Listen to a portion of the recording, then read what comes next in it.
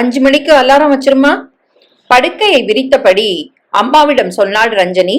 தங்கையும் தம்பியும் தூங்கி போயிருந்தார்கள். படுத்தாலே தவிர தூக்கம் வரவில்லை. மனதுக்குள் ஏராளமான கவலைகள். அப்பா காணாமல் போய் 3 மாதம் ஆகிறது. நிம்மதியாய் அவர் போய்விட்டாலும் வீட்டில் யாராலும் தலை நிமிர்ந்து நடக்க முடியவில்லை. அப்பாவின் புகைப்படத்தை கூட பார்க்க பிடிக்காமல் அம்மாவும் அவளும் அதை பரனில் தூக்கி போட்டு விட்டார்கள். இருக்கும் போது மனிதன் வாழ்வது பெரிதல்ல, இறந்த பின்னும் மற்றவர் மனதில் வாழும்படி வாழ வேண்டும். அப்பா இதுவரை சரியாய் வாழவில்லை. இப்போது இன்னும் குப்பையாகிவிட்டார்.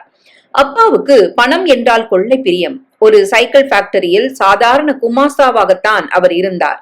மாத சம்பளம், வருடாந்தர ஊக்கத்தொகை, தீபாவளி போனஸ், இதிலெல்லாம் அவருக்கு திருப்தி ஏற்படவில்லை. அதிக சிரமமின்றி நிறைய பணம் எப்படி சம்பாதிக்கலாம் என்று யோசித்தவருக்கு ஒரே ஒரு வழிதான் தோன்றியது. சின்ன சின்ன தொகைக்கு சீட்டு பிடிக்க ஆரம்பித்தார். 5000, 10,000, 15, 20 என்று நிறைய தள்ளு போகவே நிறைய பேர் ஆர்வமாக சேர்ந்தார்கள். பணம் ஒழுங்காக வசூலாயிற்று. 2வது சீட்டு அவருக்கு என்பதால் ஆரம்பித்து 2வது மாதமே 40,000 ரூபாய் வங்கியில் டெபாசிட் ஆயிற்று. மாதம் மாதம் கிடைத்த ஏல கமிஷனோடு சேர்த்து கூட கொஞ்சம் பணம் போட்டு தன் பங்குக்குரிய சீட்டு தொகையும் கட்ட முடிந்தது. 1 வருடம் வரை பிரச்சனை எதுவுமின்றிதான் ஓடியது. நிறைய தள்ளு, ஒழுங்காக கிடைத்த சீட்டு பணம், ஷியூரிட்டி, டாக்குமெண்ட் என்று எந்த பிடுங்களும் இல்லாமல் கைமாறிய சீட்டு தொகை என்று நிறைய விஷயங்கள் காரணமாக போக போக சீட்டு சேர நிறைய பேர் ஆர்வம் காட்டினார்கள். 4 குரூப்பில் அனைவரையும் சேர்க்க இயலவில்லை என்பதால் சீட்டு தொகையை 30,000, 50,000 என்று அதிகரித்து இன்னும் பல குரூப்புகளை ஆரம்பித்தார். சக ஊழியர்கள் அல்லாது அவர்களுடைய உறவுகளையும் கூட சேர்த்து விட்டார்கள். டெபாசிட் பணம் லட்சக்கணக்கில் சேர சேர அப்பாவின் புத்தி கோணலாயிற்று. அம்மாவையும் பெண்களையும் நகைகளால் இழைத்தார். நிலம், நீச்சு, வீடு என்று வாங்கி போட்டார். சீட்டில் நிறைய குளறுபடிகள் செய்தார். யார் யாரையோ பேரை சொல்லி இவரே சீட்டு தொகையை எடுத்துக்கொண்டார். யாருக்கும் ஆரம்பத்தில் எந்த சந்தேகமும் ஏற்படவில்லை. நிறைய பேர் அவரை முழுவதும் நம்பினார்கள். பாதி பேர் அவரிடம் எந்த சந்தேகமும் கேட்க கூட பயந்தார்கள். சீட்டு எடுத்தவர்களுக்கு பணத்தை ஒழுங்காக கொடுக்காமல் தாமதப்படுத்தினார். கேட்டால் எடுத்தவர்கள் யாரும் ஒழுங்காக பணம் கட்டவில்லை என்றும் அதனால்தான் தாமதம் என்றும் கூறி சமாளித்தார். சிலருக்கு கொஞ்சம் பணம் கொடுத்தார். சிலருக்கு இதோ அதோ என்று சால்ஜாப்பு சொன்னார். முதலில் ரகசிய குரலில் குறை சொல்லிக் கொண்டிருந்தவர்கள் போக போக சத்தமாக பேசினார்கள். அவர் சட்டையை பிடித்து பணம் கேட்க ஆரம்பித்தார்கள். அப்பா ஒரு தேதியை சொல்லி அன்று எல்லோருக்கும் பணம் பட்டுவாடா செய்து விடுவதாய் சத்தியம் செய்தார். வேறு வழியின்றி பணம் கட்டியவர்கள் நம்பினார்கள். இடைப்பட்ட அந்த 15 நாட்களும் அப்பா நாள் முழுக்க சுற்றி அலைந்தார். பணம் பட்டுவாடாக செய்வதாக சொன்ன தேதிக்கு முதல் நாள் காலையில் இதோ வருகிறேன் என்று போனவர்தான் வரவே இல்லை. மறுநாள் பணம் கட்டியவர்கள் சாரி சாரியாக வந்து வீட்டு வாசலில் கூடினார்கள். உன் புருஷன் எங்க? தெரியாது, எங்கேயோ போனாரு, இன்னும் வரல, என்ன விஷயம்? ஒன்னும் தெரியாத மாதிரி கேக்குறத பாருடா. நிஜமாவே புரியலீங்க, எல்லோரும் எதுக்கு வந்திருக்கிறீங்க? உன் புருஷன் எங்களுக்கெல்லாம் பணம் தரணும், இன்னைக்கு தரேன்னு சொல்லி இருக்கிறாரு. பணமா? உங்க எல்லாருக்குமா? அம்மா பதறினாள், பிரமித்தாள். முதல் நாள் போன புருஷன் வரவில்லையே என்ற கவலை இப்போது பயமாய் மாறியது. வந்திருந்தவர்கள் சொல்லித்தான் அப்பா சீட்டு பிடிப்பதை தெரிந்தது. நேரமாக ஆக ஆட்களின் எண்ணிக்கை அதிகமாயிற்று. அக்கம் பக்கத்து மனிதர்களுக்கெல்லாம் விஷயம் தெரிந்து மானம் போயிற்று. அப்பா வரவே இல்லை. அவர் காசோடு ஓடிவிட்டார் என்று வந்திருந்தவர்கள் ஆத்திரத்தோடு சொன்னார்கள். எங்களை நம்புங்க, எங்களுக்கு ஒண்ணுமே தெரியாது. நகை வாங்கி போடும்போது நல்லா இருந்துச்சா? மினுக்கிட்டு சுத்தினப்போ நல்லா இருந்துச்சா? சத்தியமா அதெல்லாம் உங்க பணம் தெரியாது, ஏதோ சைடு பிசினஸ் செய்யறதா சொன்னாரு. இப்ப தெரிஞ்சிடுச்சுல்ல, உன் புருஷன் போனா என்ன, எங்க கணக்க நீ ஃபைசல் பண்ணு, நாங்க போயிடுறோம். அம்மா பீரோவை திறந்து நகையெல்லாம் வாரி கொண்டு வந்து போட்டாள். இவ்வளவுதான் இருக்கு, எடுத்துக்கங்க. கதை விடுறியே, இது எங்க ஒருத்தன் கணக்கு கூட செட்டில் ஆகாது. 1 2 50 லட்சம் சுருட்டி இருக்கான் உன் புருஷன். தலை சுற்றியது. எங்க அடிவயத்துல நெருப்பு வச்சுட்டான் உன் புருஷன். உங்களை சும்மா விட மாட்டோம். அவன் வர்ற வரைக்கும் உன் வீட்டு முன்னாலதான் டேரா போடுவோம். நீ வேறப்பா, இதுங்க நாடகத்தை நம்புறியா நீ? புருஷன் சீட்டு நடத்துற விஷயம் தெரியாதான், அவர் எங்க போனாருன்னு தெரியாதான், இவங்க கிட்ட எதுவும் இல்லையா. யார் காதுல பூ சுத்துறாங்க?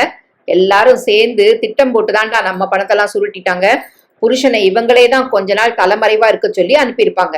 மொத்தமா ஓடிட்டா போலீஸை வச்சு புடிச்சிடுவோன்னு சாமர்த்தியமா புருஷனை மட்டும் அனுப்பிட்டு நடிக்கிறாங்க. 10 நாள் விட்டு பாரு, இவங்களும் கூண்டோட ஓடிடுவாங்க. அப்படித்தான் இருக்கும். இப்ப என்ன செய்யலாம்? இப்பவே போலீஸுக்கு போவோம். இவங்களை உள்ள தள்ளிட்டா அவன் தன்னால வரான்.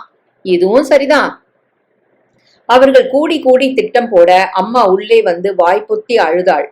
ரஞ்சினி வெளியில் வந்தாள். உள்ளே நடுங்கினாலும் வெளியில் காட்டிக்கொள்ளாமல் அவர்களை ஏறிட்டு பார்த்தாள். இந்த பாருங்க, சத்தியமா எங்க அப்பா சீட்டு பிடிச்சதோ உங்களெல்லாம் ஏமாத்தினது பத்தியோ எங்களுக்கு எதுவும் தெரியாது.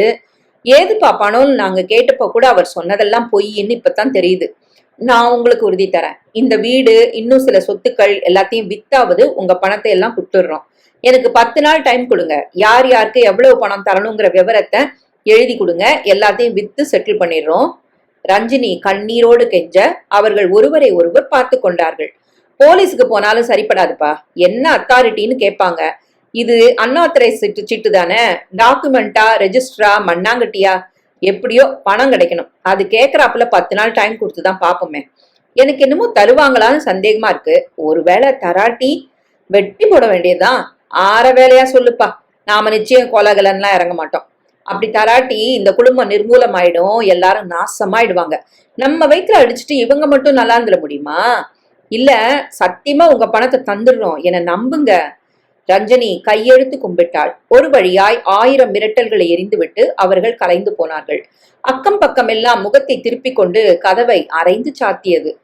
ரஞ்சனி அப்பாவின் பீரோவை குடைந்தாள். ஏதேதோ ரசீதுகளும் சில ஜெராக்ஸ் பத்திரங்களும் கிடைத்தது.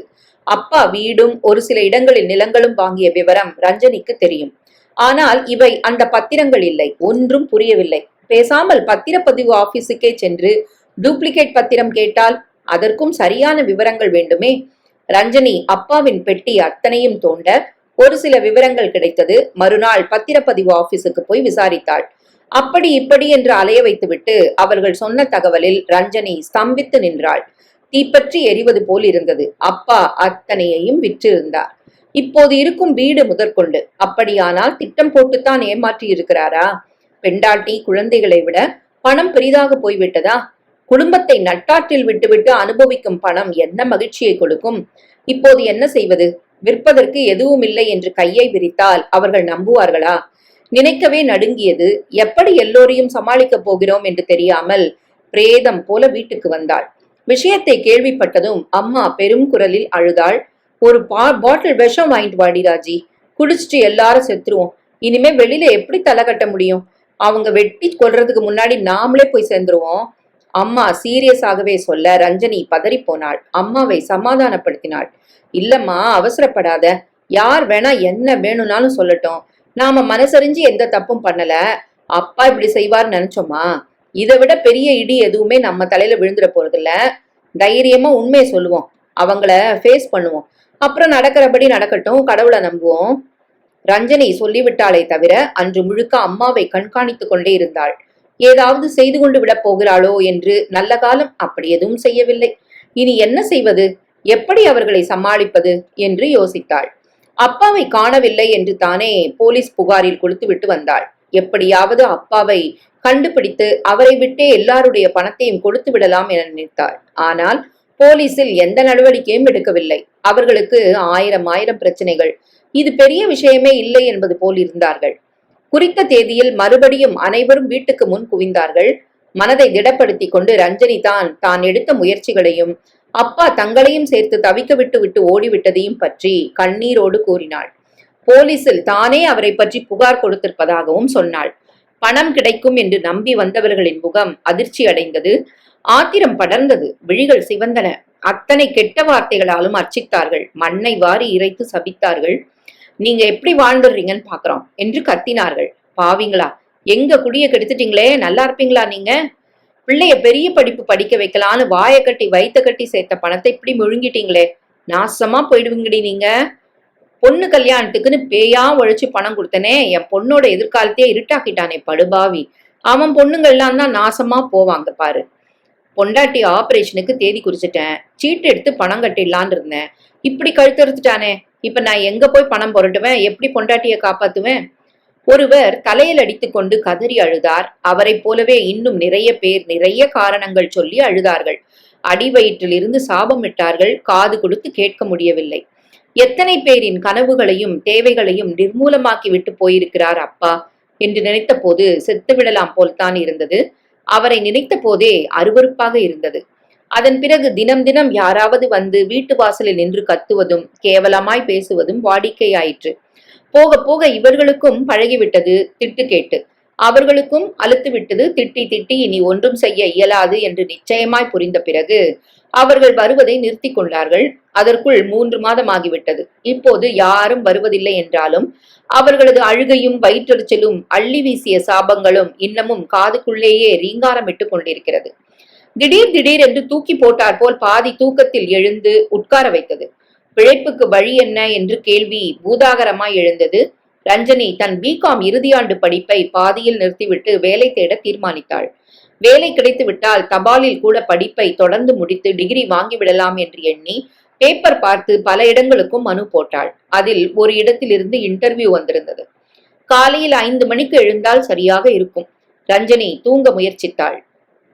மறுநாள் காலையில் சீக்கிரமே எழுந்து குளித்து டிஃபன் சாப்பிட்டு கிளம்பி அவள் வாசலுக்கு வந்தபோது வாசலில் கார் ஒன்று வந்து நின்றது. அதில் இருந்து இறங்கியவர் அவர்களை ஏற இறங்க பார்த்தார். இந்த வீட்டை நான் தான் வாங்கியிருக்கேன். வீட்டை காலி பண்ண 3 மாசம் டைம் கேட்டிருந்தாரு உங்க அப்பா. 3 மாசம் முடிஞ்சு இன்னும் வீடு காலி பண்ணாம இருந்தா எப்படி? போனா போட்டும் இன்னும் 1 வாரம் டைம் தரேன். ஒழுங்கா காலி பண்ணிருங்க, இல்லாட்டி நான் ரொம்ப பொல்லாதவனா இருப்பேன். கார் புறப்பட்டு செல்ல ரஞ்சனி ஒரு வினாடி திகைத்து நின்றாள். அம்மா வழக்கம் போல அழ ஆரம்பித்தாள். சபரி குளித்து விட்டு வந்தான். 5 குளித்தினத்துக்கு ஒரே ஒரு பாத்ரூம் தான் இருந்தது. 5 மணியிலிருந்து தவம் இருந்து 6:30க்குத்தான் இவனால் உள்ளே போக முடிந்தது. அவசரம் என்று சொல்லியும் யாரும் காதில் வாங்கி கொள்ளவில்லை. யாருக்குத்தான் இங்கே அவசரம் இல்லை என்பது போல தங்கள் காரியமே கண்ணாக இருந்தார்கள். இது அவசர உலகம். தன் காரியங்கள் என்று மனித நேயத்தை மனிதர்கள் குறுக்கி கொண்டு விட்ட உலகம். அதிலும் நகர வாழ்க்கையில் யாருக்கும் யாரை பற்றியும் சிந்திக்க கூட நேரம் இருப்பதில்லை. பொழுது விடிந்ததும் புறப்பட்டு பொழுது போனதும் கூட்டுக்கு திரும்பும் பறவை வாழ்க்கையில் மனிதர்கள் மனம் மரத்து போய் இயந்திரமாக மாறியிருந்தார்கள். யார் கண்டார்கள்? தானும் கூட இன்னும் கொஞ்ச நாளில் இயந்திரமாக மாறிவிடுவோம் என்று தோன்றியது சபரிக்கு. பிகாம் முடித்ததும் மேற்கொண்டு MCA பண்ண வேண்டும் என்றுதான் அவன் விரும்பினான். அப்பாவும் சரி படிடா என்றுதான் சொன்னார். பணம் நிறைய ஆகுமேப்பா, உன்னால முடியுமா என்றான் வியப்பும் சந்தேகமாக. அதை பத்தி உனக்கு என்ன, அப்ளிகேஷன் போட்டுட்டு என்ட்ரன்ஸை எழுது என்று அப்பா சொன்ன போது உள்ளுக்குள் துள்ளினான். அரசாங்க கல்லூரி என்றால் செலவு சமாளிக்கும்படி இருக்கும். தனியார் கல்லூரிகளை நினைத்து கூட பார்க்க முடியாது. 2 லட்சம் இல்லாமல் முடியாது. அரசாங்க கல்லூரியை விட்டால் தபாலில் படிக்கலாம். அதற்கும் போட்டி அதிகமாக இருக்கும். என்ட்ரன்ஸ் பாஸ் பண்ணியே ஆக வேண்டும். சபரி விழுந்து விழுந்து தேர்வுக்கு தயார் செய்து கொண்டான். என்ட்ரன்ஸும் எழுதிவிட்டு சந்தோஷமாக வந்தான். நிச்சயம் பாஸ் பண்ணுவேன்பா என்று 100% நம்பிக்கையோடு சொன்னான். அதே மாதிரி ரிசல்ட்டும் வந்து விட்டது. இன்னும் 1 வாரத்துல பணம் கட்டணும்பா என்று அப்பாவிடம் சொன்னான். அதற்கடுத்த 3ஆம் நாள் அப்பா முகம் வெளிரி போய் வீட்டுக்கு வந்தார். என்னப்பாச்சு? அப்பா எதுவும் சொல்லாமல் விட்டத்தை மலங்க மலங்க பார்த்தபடி அமர்ந்திருந்தார். வீடு பதறி போய் அவரை சுற்றி கொண்டது. என்னாச்சுப்பா? தங்கைகள் அவரை உலுக்கினார்கள். நகருங்க என்று அவர்களை விலக்கிவிட்டு சபரி அப்பாவின் அருகில் அமர்ந்தான். என்னப்பா, உடம்புக்கு முடியலையா? அவன் கேட்டதும் அப்பா தளர்ந்து போய் அவன் தோளில் சரிந்தார். சில நிமிடங்களில் அவன் தோளில் சூடாக அவரது கண்ணீர் துளிகள் வழிய சபரி பதறிப்போனான். அப்பா சின்ன குழந்தை போல் விசும்ப ஆரம்பிக்க வீடு ஸ்தம்பித்து நின்றது. என்ன நடந்ததுன்னு சொன்னா தானே புரியும்பா? சபரி பரிவோடு கேட்டான். நான் என்னத்துன்னு சொல்லுவேண்டா சபரி, அந்த பெரியசாமி இப்படி பண்ணுவான்னு நினைக்கலையே. யாருப்பா பெரியசாமி? என்ன பண்ணாம? ஏமாத்திட்டான்டா. 1 ரூபா 2 ரூபா இல்ல, 50,000 ஓவர் டைம் பண்ணி செஞ்சு டீ தண்ணி காசை கூட மிச்சம் பிடிச்சு சீட்டு கட்டினேன். உன் படிப்புக்கோ இல்ல நீலாவோட கல்யாண செலவுக்கோ ஆகும்னு இது வரைக்கும் எடுக்க கூட இல்ல. இது கடைசி சீட்டு. முழுசா 50,000 கண்ணால பார்க்க போறோம்னு 10 நாளா என்ன சந்தோஷமா இருந்தேன் தெரியுமா? அதை நம்பித்தான் உன்னை MCA பண்ணணும்னு கூட தைரியம் கொடுத்தேன். நேத்து பணம் தந்துடுறதா கெடு வச்சிருந்தான். என்ன மாதிரி இன்னும் எத்தனையோ பேரு. எல்லாரும் நேத்து போனா கடங்கார பாவி பணத்தோடயே ஓடி போயிட்டான். வீடு வாசல் எல்லாத்தையும் கூட வித்து எடுத்துட்டு போயிட்டான்னு பேசிக்கிறாங்க. எனக்கு ஒன்னும் புரியலடா. நாயா பேயா உழைச்சி எந்த கம்நாட்டிக்கோ கொட்டி கொடுத்து ஏமாந்துட்டு நிக்கிறேனே. சேர்த்து சேர்த்து வச்ச தண்ணி என் பிள்ளையோட தாகத்துக்கு கடைசியில கிடைக்காம போயிடுச்சே. இதை என்னன்னு சொல்றது? நாம யாருக்கு என்ன துரோகம் செஞ்சோம் சொல்லுடா சபரி. இது விதியா, சோதனையா, முன்ஜென்ம பாவமா? அப்பா சொல்ல சொல்ல அனைவரும் அதிர்ச்சியில் சிலையானார்கள். ஒரு சில நிமிடங்களில் சபரி சமாளித்துக் கொண்டு அவரை பார்த்தான். பரவாயில்ல விடுங்கப்பா, என் படிப்பை பத்தி கவலைப்பட வேண்டாம். நீங்க நம்பிக்கை இழக்காதீங்க. உழைச்ச பணம் அப்படி போயிடாது, கண்டிப்பா கிடைக்கும். தைரியமா இருங்க. இல்லடா சபரி, எனக்கு நம்பிக்கையே இல்ல. அவன் திட்டம் போட்டுதான் ஏமாத்திருக்கான். எங்க உழைப்பெல்லாம் சுரண்டி வாரிக்கிட்டு ஓடிட்டான். நான் பரவாயில்லடா சபரி, என்ன மாதிரி இன்னும் 200 300 பேர் இருக்காங்க. 2 லட்சம் 3 லட்சம்லாம் பறி கொடுத்துட்டு நிக்கிறாங்க. அவன் குடும்பம் நாசமா போயிடும்டா. சபரி, எங்க அடி வயித்துல அடிச்சவனோட வம்சம் வீதி வீதியா பிச்சை எடுக்கும். ஒத்த 2 பேர் இல்லடா, 100கணக்கானவங்க சாபம் சும்மா விடாது. அப்பா தினமும் ஒரு முறை அந்த குடும்பத்தை சபித்தார். சபரியின் MCA படிப்பு செலக்ஷனோடு நின்று விட்டது. விடு, இனம் புரியாத சோகத்தில் வீடு மூழ்கியது. அப்பா பேசுவதே குறைந்து விட்டது. 4 காசு பார்க்கணும்னா தப்பு பண்ணணும்டா சபரி, ஏமாத்தணும், பொய் சொல்லணும், சீட்டு கம்பெனி நடத்தி அடுத்தவங்க காசெல்லாம் எடுத்துக்கிட்டு ஓடிடணும், இல்ல அரசியல்வாதியாகி பொட்டி பொட்டியா லஞ்சம் வாங்கணும். இவங்க எல்லாருக்கும் தான் இப்ப காலம். நேர்மையா உழைச்சு வாழ்ற நம்மள மாதிரி சாதாரணப்பட்டவங்களுக்கு இப்ப காலம் இல்ல. தர்மம் வாழ்ந்த காலம் கிருத யுகம் தான். எல்லாருமே நல்லவங்களா இருந்த யுகமா. அதோட சரி. இப்போ அப்புறம் திரேதா யுகத்துல இருந்து தர்மம் கொஞ்சம் கொஞ்சமா குறைய ஆரம்பிச்சிருச்சு. திரேதா யுகத்துக்கு ராவணன், துவாரபா யுகத்துக்கு கௌரவர்கள்னு தப்பு பண்ற கூட்டம் அதிகமாகி இன்னைக்கு கோடியில ஒருத்தர் தான் நல்லவங்கிற விகிதாச்சாரத்துக்கு வந்து சேர்ந்துருச்சு. மனுஷன் எதுக்கும் அஞ்சுறது இல்ல. தப்பு செய்யறதுன்னா சக்கரை பொங்கல் சாப்பிட்ற மாதிரின்னு நினைக்க ஆரம்பிச்சுட்டான். இது எங்க போய் முடிய போகுதோ. சில நாள் திடீர் என்று புலம்பி விடுவார். சில நேரம் தொடர்ந்து 1 வாரம் கூட மௌன விரதம் இருப்பார். இனி படிப்பிற்கு பண வசதி இல்லை என்றானதும் வேலைக்கு போய் அப்பாவின் பாரத்தை சற்றேனும் குறைக்கலாம் என்று முடிவு செய்தவன் தினமும் 10 கம்பெனிகளுக்காவது அப்ளிகேஷன் போட்டான். 2-3 இடங்களில் இருந்து நேர்முக தேர்வுக்கு அழைத்திருந்தார்கள். இருப்பவற்றில் நல்ல பேண்ட்டும் ஷர்ட்டும் எடுத்து முதல் நாளே இஸ்திரி பண்ணி வைத்திருந்தான். என்ன டிஃபன்மா? உப்மா தான், வேற என்ன? ஒரு நாள் விட்டு ஒரு நாள் உப்மா தானா? ரேஷன்ல ரவை தான் கொடுத்தாங்களா? எனக்கு வேண்டாம், வந்து ஒரு வழியா சாப்பிட்டுக்கிறேன். இந்த வேலை உனக்கு கிடைக்கட்டும்டா சபரி, தினமும் ஒரு டிஃபன் புதுசு புதுசா பண்ணி தரேன். சபரி தன் சர்டிபிகேட் ஃபைலோடு வாசலுக்கு வந்தான். நைட் ஷிஃப்ட் முடிந்து அப்பா வந்து கொண்டிருந்தார். என்னடா கிளம்பிட்டியா? ஆமாப்பா வரேன். சந்தோஷமா படிக்க வேண்டிய ஒன்ன போனதெல்லாம் மறந்துடணும்பா. எவனோ ஒருத்தனுக்கு விழுந்து விழுந்து சம்பாதிச்சு கொண்டு போய் கொட்டினேன். எப்படி அவ்வளோ பணம் சம்பாதிச்சேன்? சீட்டு கட்டினேன்னு தெரியல. இப்ப முடிதா பாரு. உடம்பு மனசு எல்லாம் சோர்ந்து வெறுப்பு தட்டிடுச்சு. போதும்பா, இனிமே நான் பாத்துக்கிறேன். நீங்க பறி கொடுத்ததை விட பல மடங்கு பணம் சம்பாதிச்சு உங்களை ராஜா மாதிரி உட்கார வைப்பேன் பாருங்க. அது சரி, இப்போதைக்கு நாம எல்லாரும் உட்கார ஒரு வீடு வேணுமேடா. என்னப்பா சொல்றீங்க? வர வழியில வீட்டுக்காரரை பார்த்தேன். இந்த வீட்டை பிளாட் கட்ட வித்துட்டாராம். 3 மாசத்துல எல்லாரும் காலி பண்ணணுமா நோட்டீஸ் கொடுத்திருக்காரு. அப்பா அந்த நோட்டீஸை அவன் முகத்திற்கு எதிரில் விசிறி காட்டி விட்டு உள்ள போக சபரி கவலையோடு கிளம்பினான். 20 வருடமாக குடியிருக்கும் வீடு, ஒட்டடையும் காரை பெயர்ந்த சுவர்களும் பாசி படர்ந்த தரையுமாக இருந்தாலும் பழகிய இடம், வாடகையும் அதிகமில்லை. சொந்த வீடு மாதிரி வாழ்ந்து கொண்டிருக்கிறார்கள். இதற்கும் சோதனை வந்துவிட்டது. கெட்ட நேரம் வந்தால் எல்லா கஷ்டமும் அழுத்தெடுத்து வருமா? அவனுக்கு வேலை கிடைத்து விட்டால் சரி, எப்படியாவது கூட கொஞ்சம் வாடகை கொடுத்தாவது வேறு வீடு போய்விடலாம். ஒரு வேலை கிடைக்காவிட்டால் சமாளிக்க முடியுமா? அப்பாவின் சம்பளத்தில் சபரி கூட கொஞ்சம் கவலையை சுமந்து கொண்டு நேர்முக தேர்வுக்கு சென்றான். வேலை, வீடு, நீலா, ரத்னாவின் திருமணங்கள், இதற்கு நடுவே கதவு தட்ட காத்திருக்கும் பிரச்சனைகள் எத்தனையோ மலைப்பாக இருந்தது சபரிக்கு. ஒரே ஒரு அக்கவுண்டன்ட் பதவிக்கு 20 பேர் வந்திருந்தார்கள். 8 ஆண்கள், 12 பெண்கள். ஒவ்வொருவருக்கும் ஒருவர்கள் வில்லன்களாக தெரிய என்று உட்கார்ந்திருந்தார்கள். ரிசப்ஷன் பெண்ணின் முகத்தில் தான் வேலையால் இருக்கும் கர்வம் தெரித்தது. நிறைய அலட்டி கொண்டாள். நுனி ஆங்கிலத்தில் தேவையின்றி டெலிபோனில் பேசினாள். 20 பேரையும் ஐயோ பாவமே என்பது போல அலட்சிய சிரிப்போடு பார்த்தாள். ஒவ்வொருவராக உள்ளே போய் திரும்பிக் கொண்டு இருந்தார்கள். சபரி உள்ளே போய் திரும்பி வந்து அமர்ந்த ஒரு பெண்ணை நெருங்கினான். இன்டர்வியூ எப்படி இருக்கு? திணற அடிக்கிறாங்களா? கேள்வி எல்லாம் ஈஸியா இருக்கா? பரவாயில்ல. என்னெல்லாம் கேட்டாங்க உங்கள? கம்ப்யூட்டர் தெரியுமான்னு கேட்டாங்க. தெரியுமா? 2 வருஷம் படிச்சிருக்கேன். உங்க பேர் என்ன?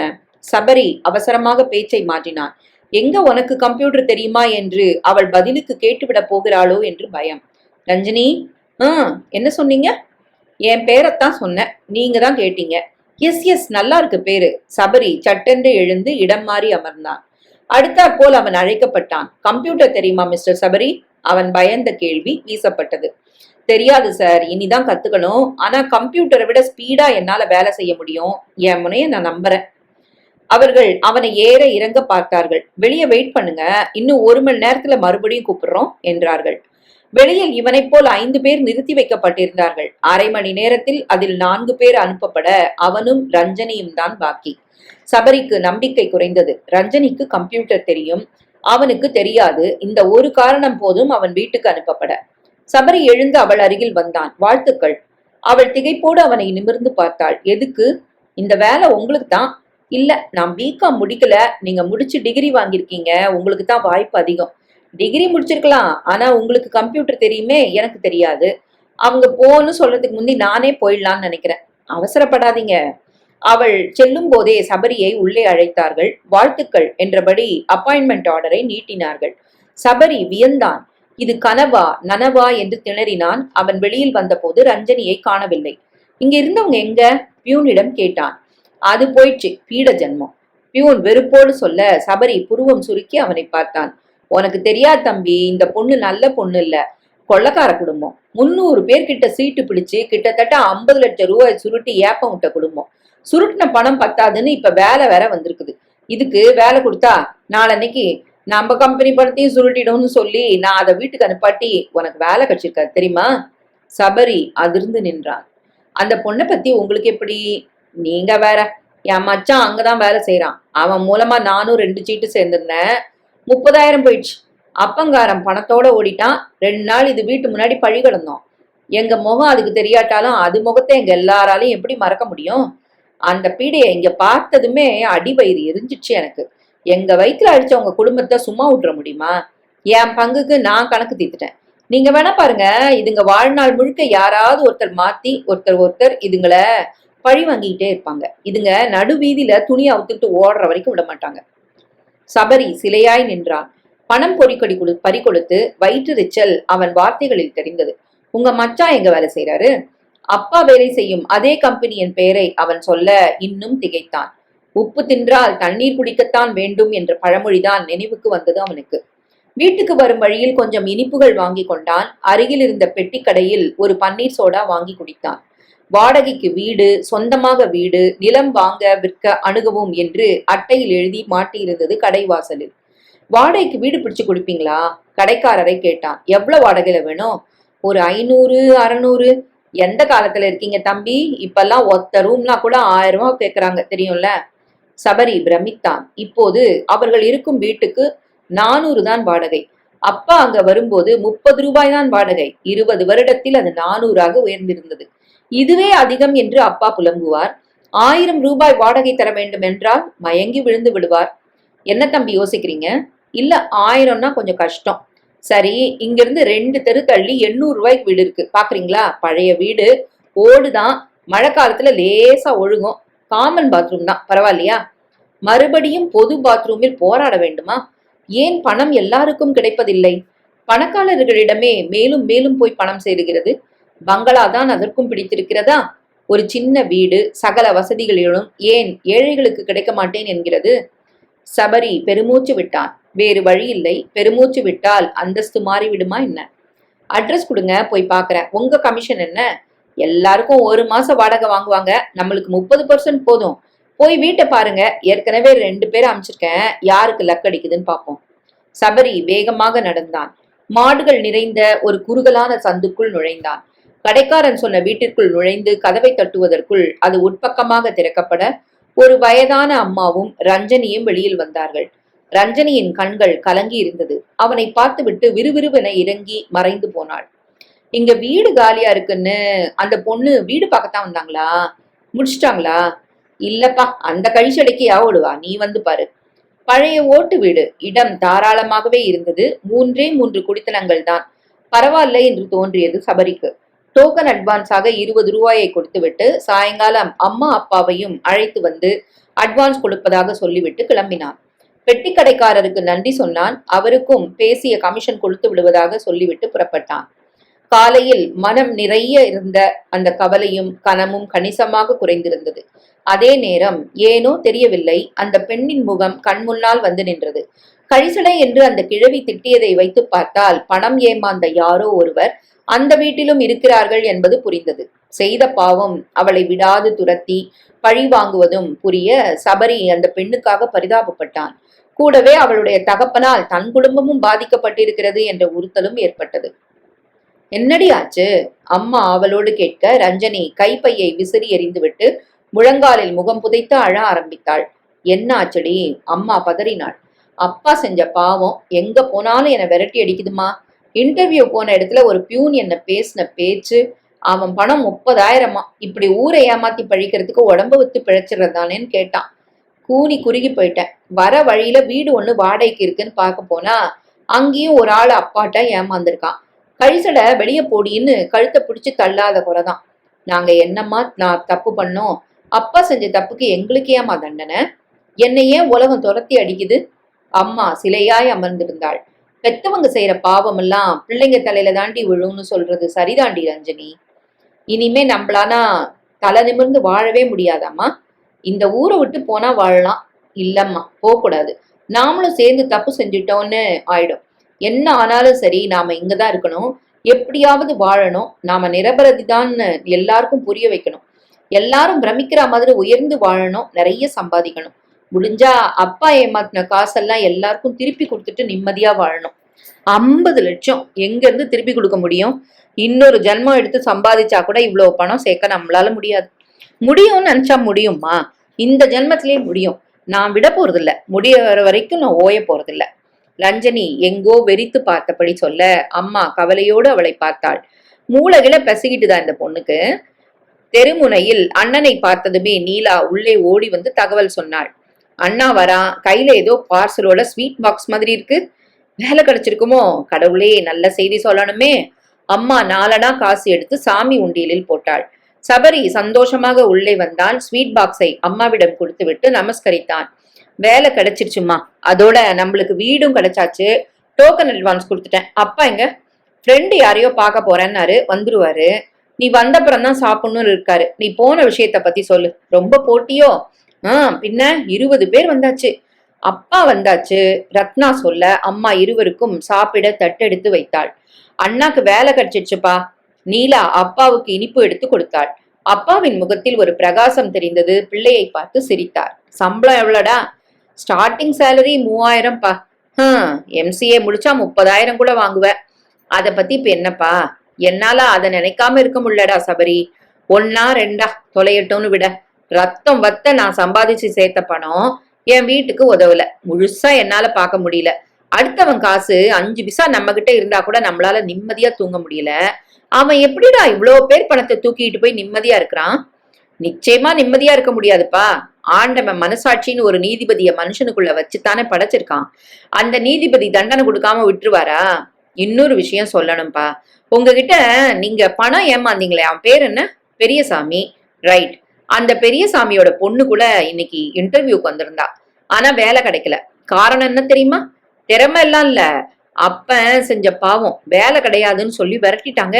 அப்புறம் ஒரு வீடு பார்க்க போன, அங்கேயும் அந்த பொண்ணு. இப்பவும் அப்பன் செஞ்ச தப்புக்கு வீடு கிடையாதுன்னு விரட்டிட்டாங்க. அப்பா கண்கள் பளிச்சிட அவனை பார்த்தார். கடவுள்னு ஒருத்தர் இருக்கான்னு இப்ப நம்புறேன்டா சபரி. எல்லாரோட வைத்தறிச்சலும் சும்மா விட்டுருமா? இது போதாதுல அந்த குடும்பத்துக்கு, இன்னும் நாய்ப்படாத பாடுபடணும்.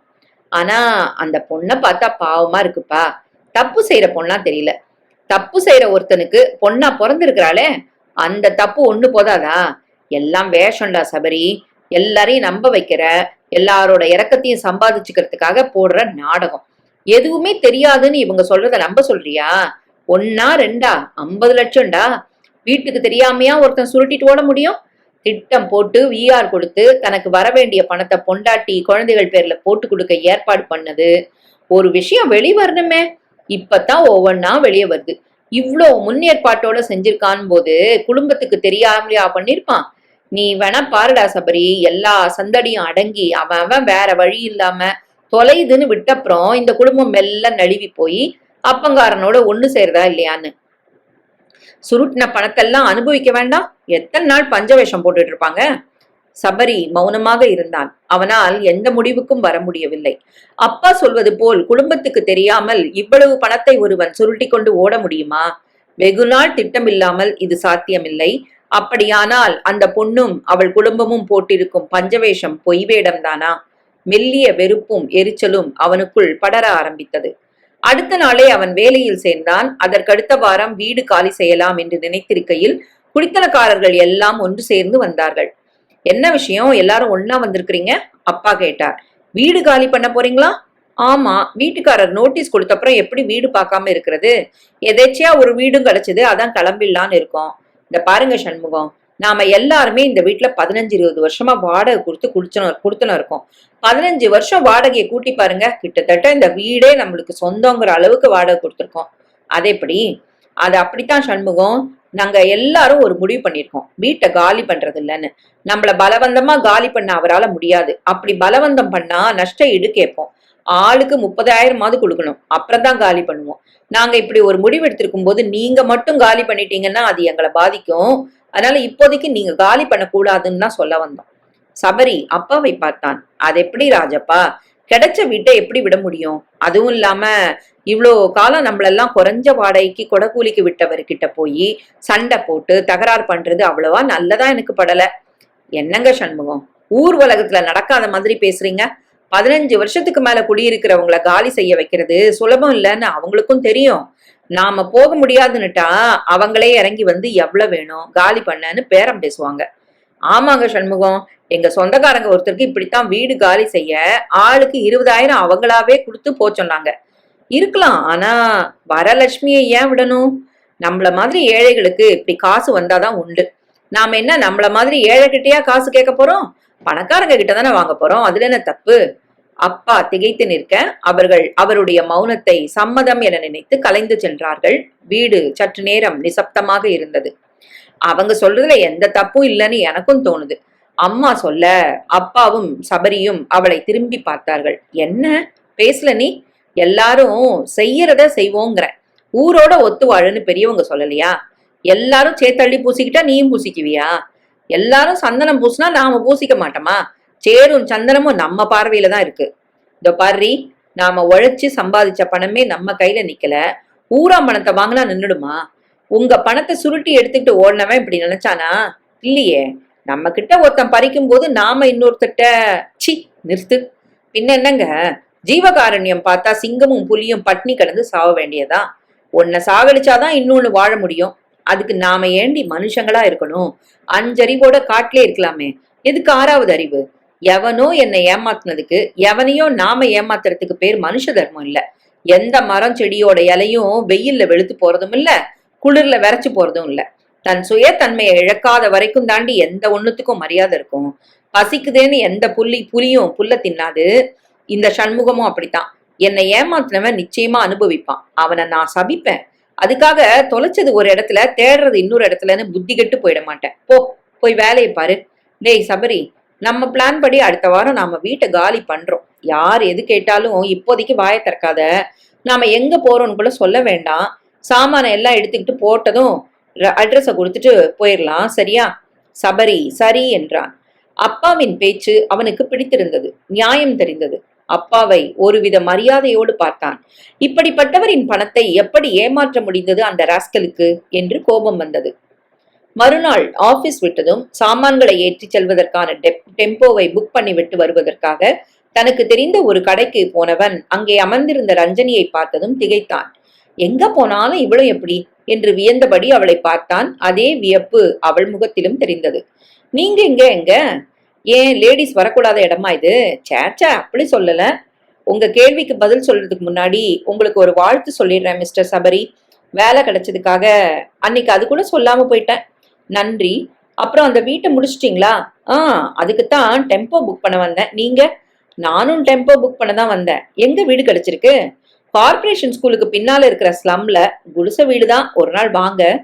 அவன் திகைப்போடு அவளை பார்த்தான். இவள் நல்லவளா, நாடகம் ஆடுகிறாளா என்ற கேள்வி உள்ளே எழும்பியது.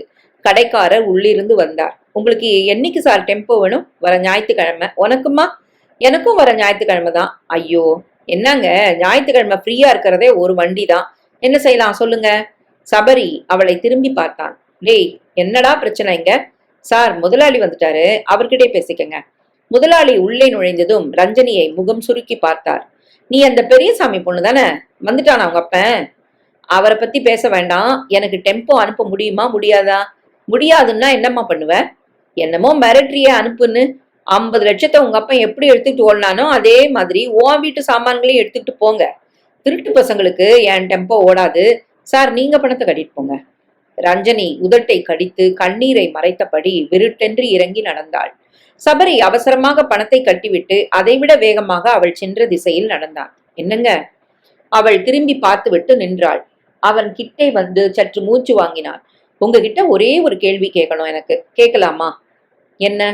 உண்மையிலேயே உங்க அப்பா சீட்டு நடத்துனதோ அவர் ஓடி போனதோ உங்களுக்கு தெரியாதா? இத கேட்க நீங்க யாரு? உங்க அப்பா ஏமாத்தின பணத்துல எங்க வீட்டு பணமும் இருக்கு, அதான் கேக்குறேன். அவள் திகைப்போடு அவனை ஏறிட்டு பார்த்தவள் அதற்கு மேல் தாங்க முடியாமல் சாலையோரம் சரிந்து உட்கார்ந்து அழ ஆரம்பித்தாள். சபரி தர்ம சங்கடத்தோடு சுற்றிலும் பார்த்துவிட்டு அவளை பார்த்தான். நடுத்தெருவுல உட்கார்ந்து நீங்க அழணும்னு நான் இந்த கேள்வியை கேட்கல. முதல்ல எழுந்து கண்ணை தொடச்சிக்கிட்டு கிளம்புங்க, நடந்துகிட்டே பேசுவோம். சற்று அதட்டலான குரலில் சொன்னான். அவள் தன் செய்கை குறித்து வெட்கப்பட்டபடி எழுந்து முகத்தை துடைத்துக் கொண்டாள். சாரி.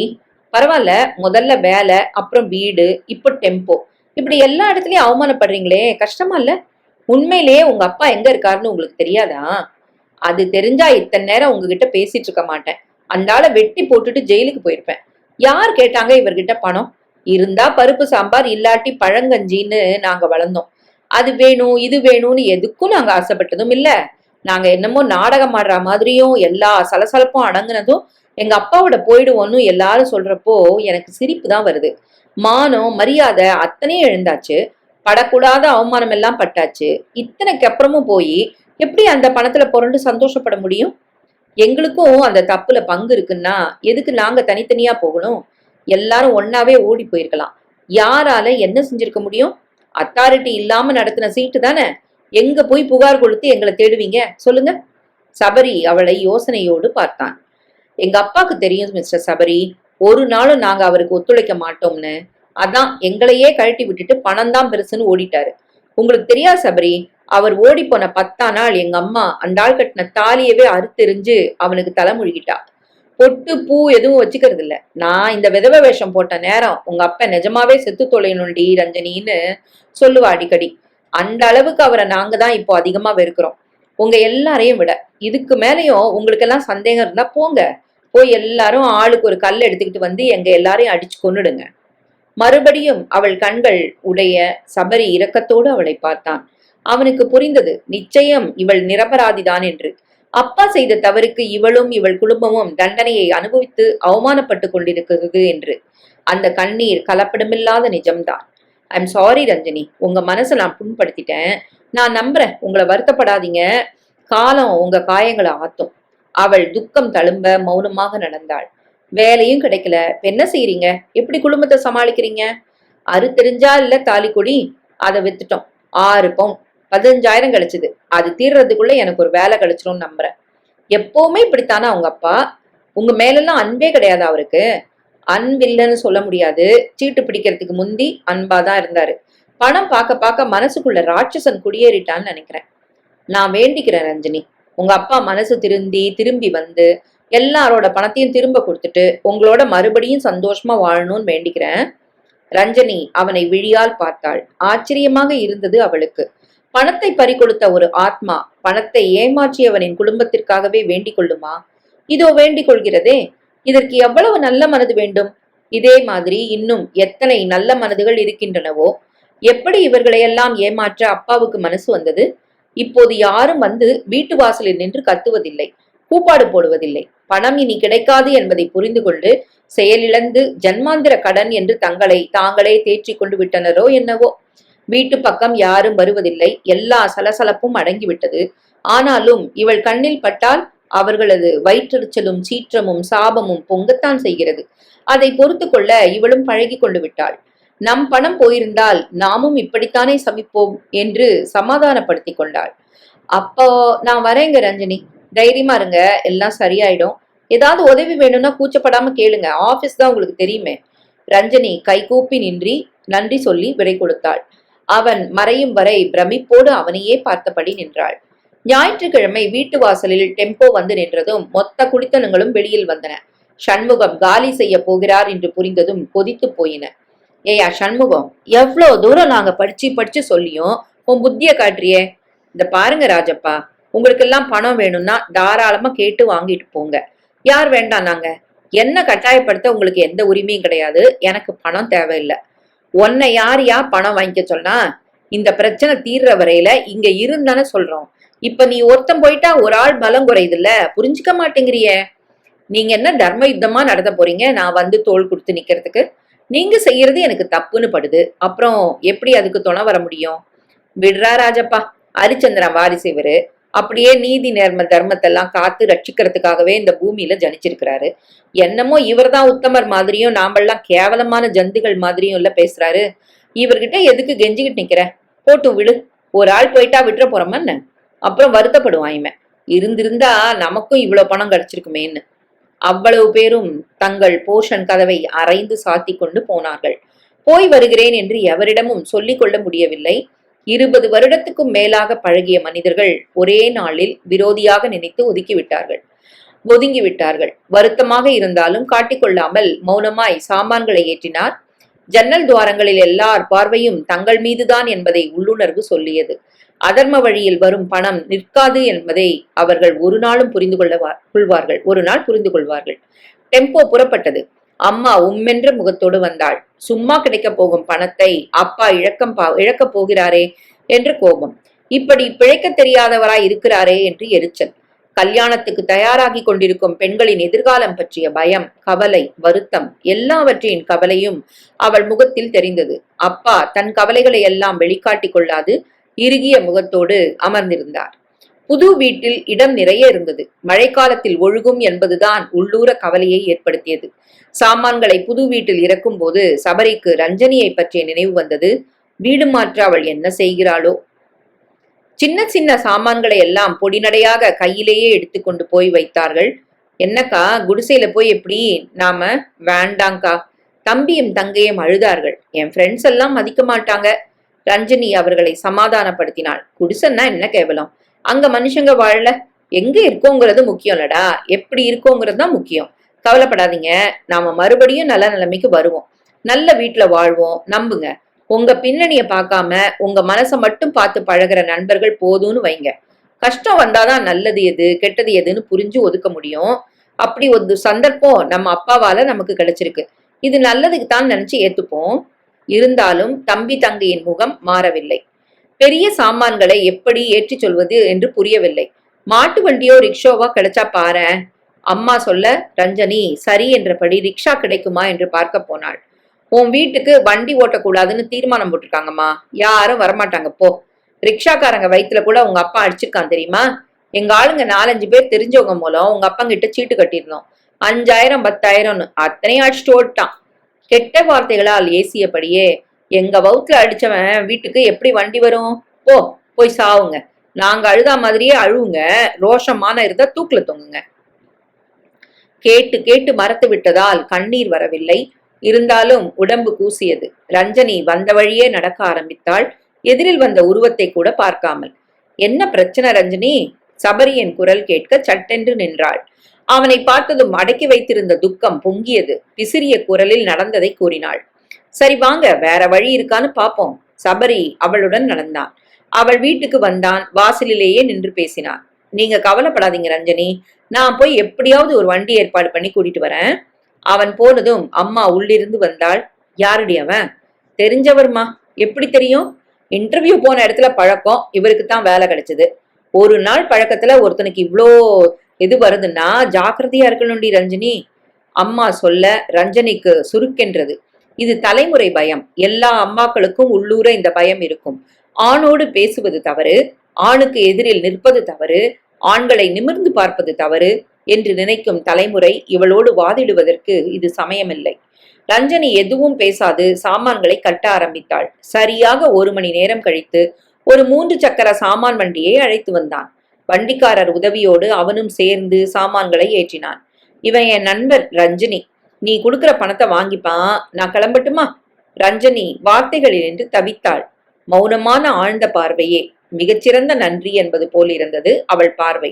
சபரி போய்விட்டான். எந்தவித பிரச்சனையுமின்றி மற்ற சாமான்கள் இடம்பெயர்ந்தன. குடிசைக்குள் இடம் பத்தவில்லை. மிக மிக சிரமப்பட்டு எல்லாவற்றையும் ஒழுங்குபடுத்தினார்கள். அவளும் அம்மாவும். சாமான்கள் அடைத்து கொண்டது போக மீதம் இருந்த இடத்தில் சமைத்து 4 பேர் சாப்பிட்டு கால் நீட்டி படுக்க முடியுமா என்பது சந்தேகம்தான். சிறிதோ பெரிதோ, முடிகிறதோ முடியவில்லையோ, இதற்குள் தான் இனி ஜீவித்தாக வேண்டும். வீட்டு பிரச்சனை தீர்ந்து விட்டது. இனி வயிற்று பிரச்சனைக்கு ஏதாவது வழி செய்து கொள்ள வேண்டும். தாலி கொடியை விற்ற காசு கரைவதற்குள் ஏதாவது வேலை கிடைத்தால்தான் பசியோடு யுத்தம் செய்து ஜெயிக்க முடியும். மிகப்பெரிய படிப்பெல்லாம் படித்தவர்களே வேலை கிடைக்காமல் போகும்போது படிப்பை பாதியில் நிறுத்தி இருக்கும் தனக்கு என்ன வேலை கிடைத்துவிடும் என்ற கவலை அவளை அரித்தது. அம்மா ரவையை வரித்து உப்புமா செய்தாள். தொட்டுக்க எதுவும் இல்லையா? சக்கரை வைக்கவா? ஏம்மா, அப்பா 50 லட்சம் தூக்கிட்டு ஓடிட்டாருன்னு பேசிக்கிறாங்க. அப்படின்னா நாம லட்சாதிபதி தானே. அப்புறம் ஏமா இப்படி ஒரு குடிசையில வச்சு இந்த வரட்டு உப்புமாவை சாப்பிட வைக்கிற? தம்பி முட்டாள்தனமாக கேட்டானா இல்லை அப்பாவியாக கேட்கிறானா என்பது புரியாமல் ரஞ்சனி அவனை முறைத்து பார்த்தாள். இனி உங்க அப்பனை பத்தி பேசின இந்த உப்புமா கூட போட மாட்டேன்டா நாயே, ஒழுங்கா சாப்பிடு. அம்மா அடிக்குரலில் உருமினாள். எனக்கு இந்த குடிசை பிடிக்கலம்மா. சீக்கிரமே நல்ல வீட்டுக்கு நாம போகாட்டி நான் இங்க இருந்து ஓடிடுவேன். தம்பி மிரட்டலாய் சொல்லிவிட்டு உப்புமாவை சாப்பிட ஆரம்பிக்க அம்மாவின் முகம் வெளிரி போயிற்று. புருஷன் சரியில்லை, பிள்ளையாவது தலையெடுத்து பிற்காலத்தை சிறப்பாக்குவான் என்று நினைத்தால் இது இப்பொழுதே ஓடிவிடுவேன் என்று குண்டை தூக்கி போடுகிறது. ஓடிப்போன அப்பனின் ரத்தமோ? தம்பியும் தங்கையும் சாப்பிட்டது போக மீதம் இருந்த உப்மாவை அம்மாவும் அவளும் பகிர்ந்து கொண்டதில் அரை வயிறு நிறைந்தது. புது இடத்தில் தூக்கம் வரவில்லை. கொசு கடித்தது. எது கெட்டாலும் கெடலாம், இரவு தூக்கம் மட்டும் கெடக்கூடாது. மனிதனை உடலாலும் மனதாலும் பலப்படுத்தி உற்சாகத்தோடு உரைக்க வைப்பது தூக்கம்தான். தூக்கம் கெட்டவனால் பாதையும் சரிவர செய்ய இயலாது. மறுநாள் இரவுக்குள் கொசுவத்தி சுருள்களை வாங்கிவிட வேண்டும் என்று நினைத்தபடி தூங்கி போனாள். மறுநாள் காலை கால்நடையாய் நடந்து கண்ணில் பட்ட கம்பெனிகளுக்குள் நுழைந்து வெட்கத்தை விட்டு கேட்டாவது ஏதாவது ஒரு வேலைக்கு வழி செய்து கொள்ள வேண்டும் என்ற முடிவோடு கிளம்பினாள். பஸ் ஸ்டாண்டில் அவளுக்காகவே காத்திருந்தாள் போல் நின்றான் சபரி. எப்படியும் நீ வருவன் தான் இங்க நிக்கிறேன். அவனுடைய அந்த ஒருமை பேச்சு அவளுக்கு பிடித்திருந்தது. என்ன விஷயம்? வீட்டுக்கே வந்திருக்கலாமே. வேலைக்கு என்ன செய்ய போற? புரியல. கம்பெனியா ஏறி இறங்கிடுறதுன்னு முடிவு செஞ்சுதான் கிளம்புனேன். ராத்திரி சரியா தூங்கலையோ? ஆமா, பொது இடம், கொசுக்கடி, குடிச வாழ்வு பழக்கம் இல்லாதனால ஒரு வகை பதட்டம், தூக்கமே வரல. நான் ஒன்னு சொல்லவா அஞ்சனி? இதை புரிஞ்சுக்கிட்டா எல்லாத்தையும் சுலபமா கடந்துடலாம். சொல்லுங்க. ஜி.கே. செஸ்டர்னு ஒரு மேல்நாட்டு பிலாசபர் என்ன சொல்றார் தெரியுமா? வாழ்க்கையில எந்த வகையான அனுபவம் ஏற்பட்டாலும் அது நல்லதாகவும் இருக்கலாம், மோசமானதாகவும் இருக்கலாம். அதை ரசிச்சு அனுபவிக்க பழகிக்கோ. ஏன்னா இன்னொரு முறை அந்த அனுபவம் உனக்கு கிடைக்குமோ கிடைக்காதோ. அதனால கிடைக்கும் போது அதை ரசனையோடு அனுபவிச்சுடணுங்கிறாரு. இதை எனக்கு சொன்னவரு எங்க கல்லூரியோட பேராசிரியர் ஒருத்தர். அவர் சொன்னதை ஆசை போட்டு பார்த்தப்போ எனக்கு நிறைய விஷயங்கள் புரிஞ்சுது. யோசிச்சு பார்த்தா தனக்கு சந்தோஷம் கொடுக்கிற விஷயங்களை மறுபடியும் நினைச்சு பார்க்கும்போது ஏற்படுற த்ரில்லை விட நமக்கு ஏற்பட்ட சோதனைகளையும் வேதனைகளையும் அதிலிருந்து நாம மீண்டு வந்ததை பத்தியும் நினைக்கும் போது ஏற்படுற த்ரில்லு ஒரு தனி பிரமிப்பை தரத்தான் செய்யுது.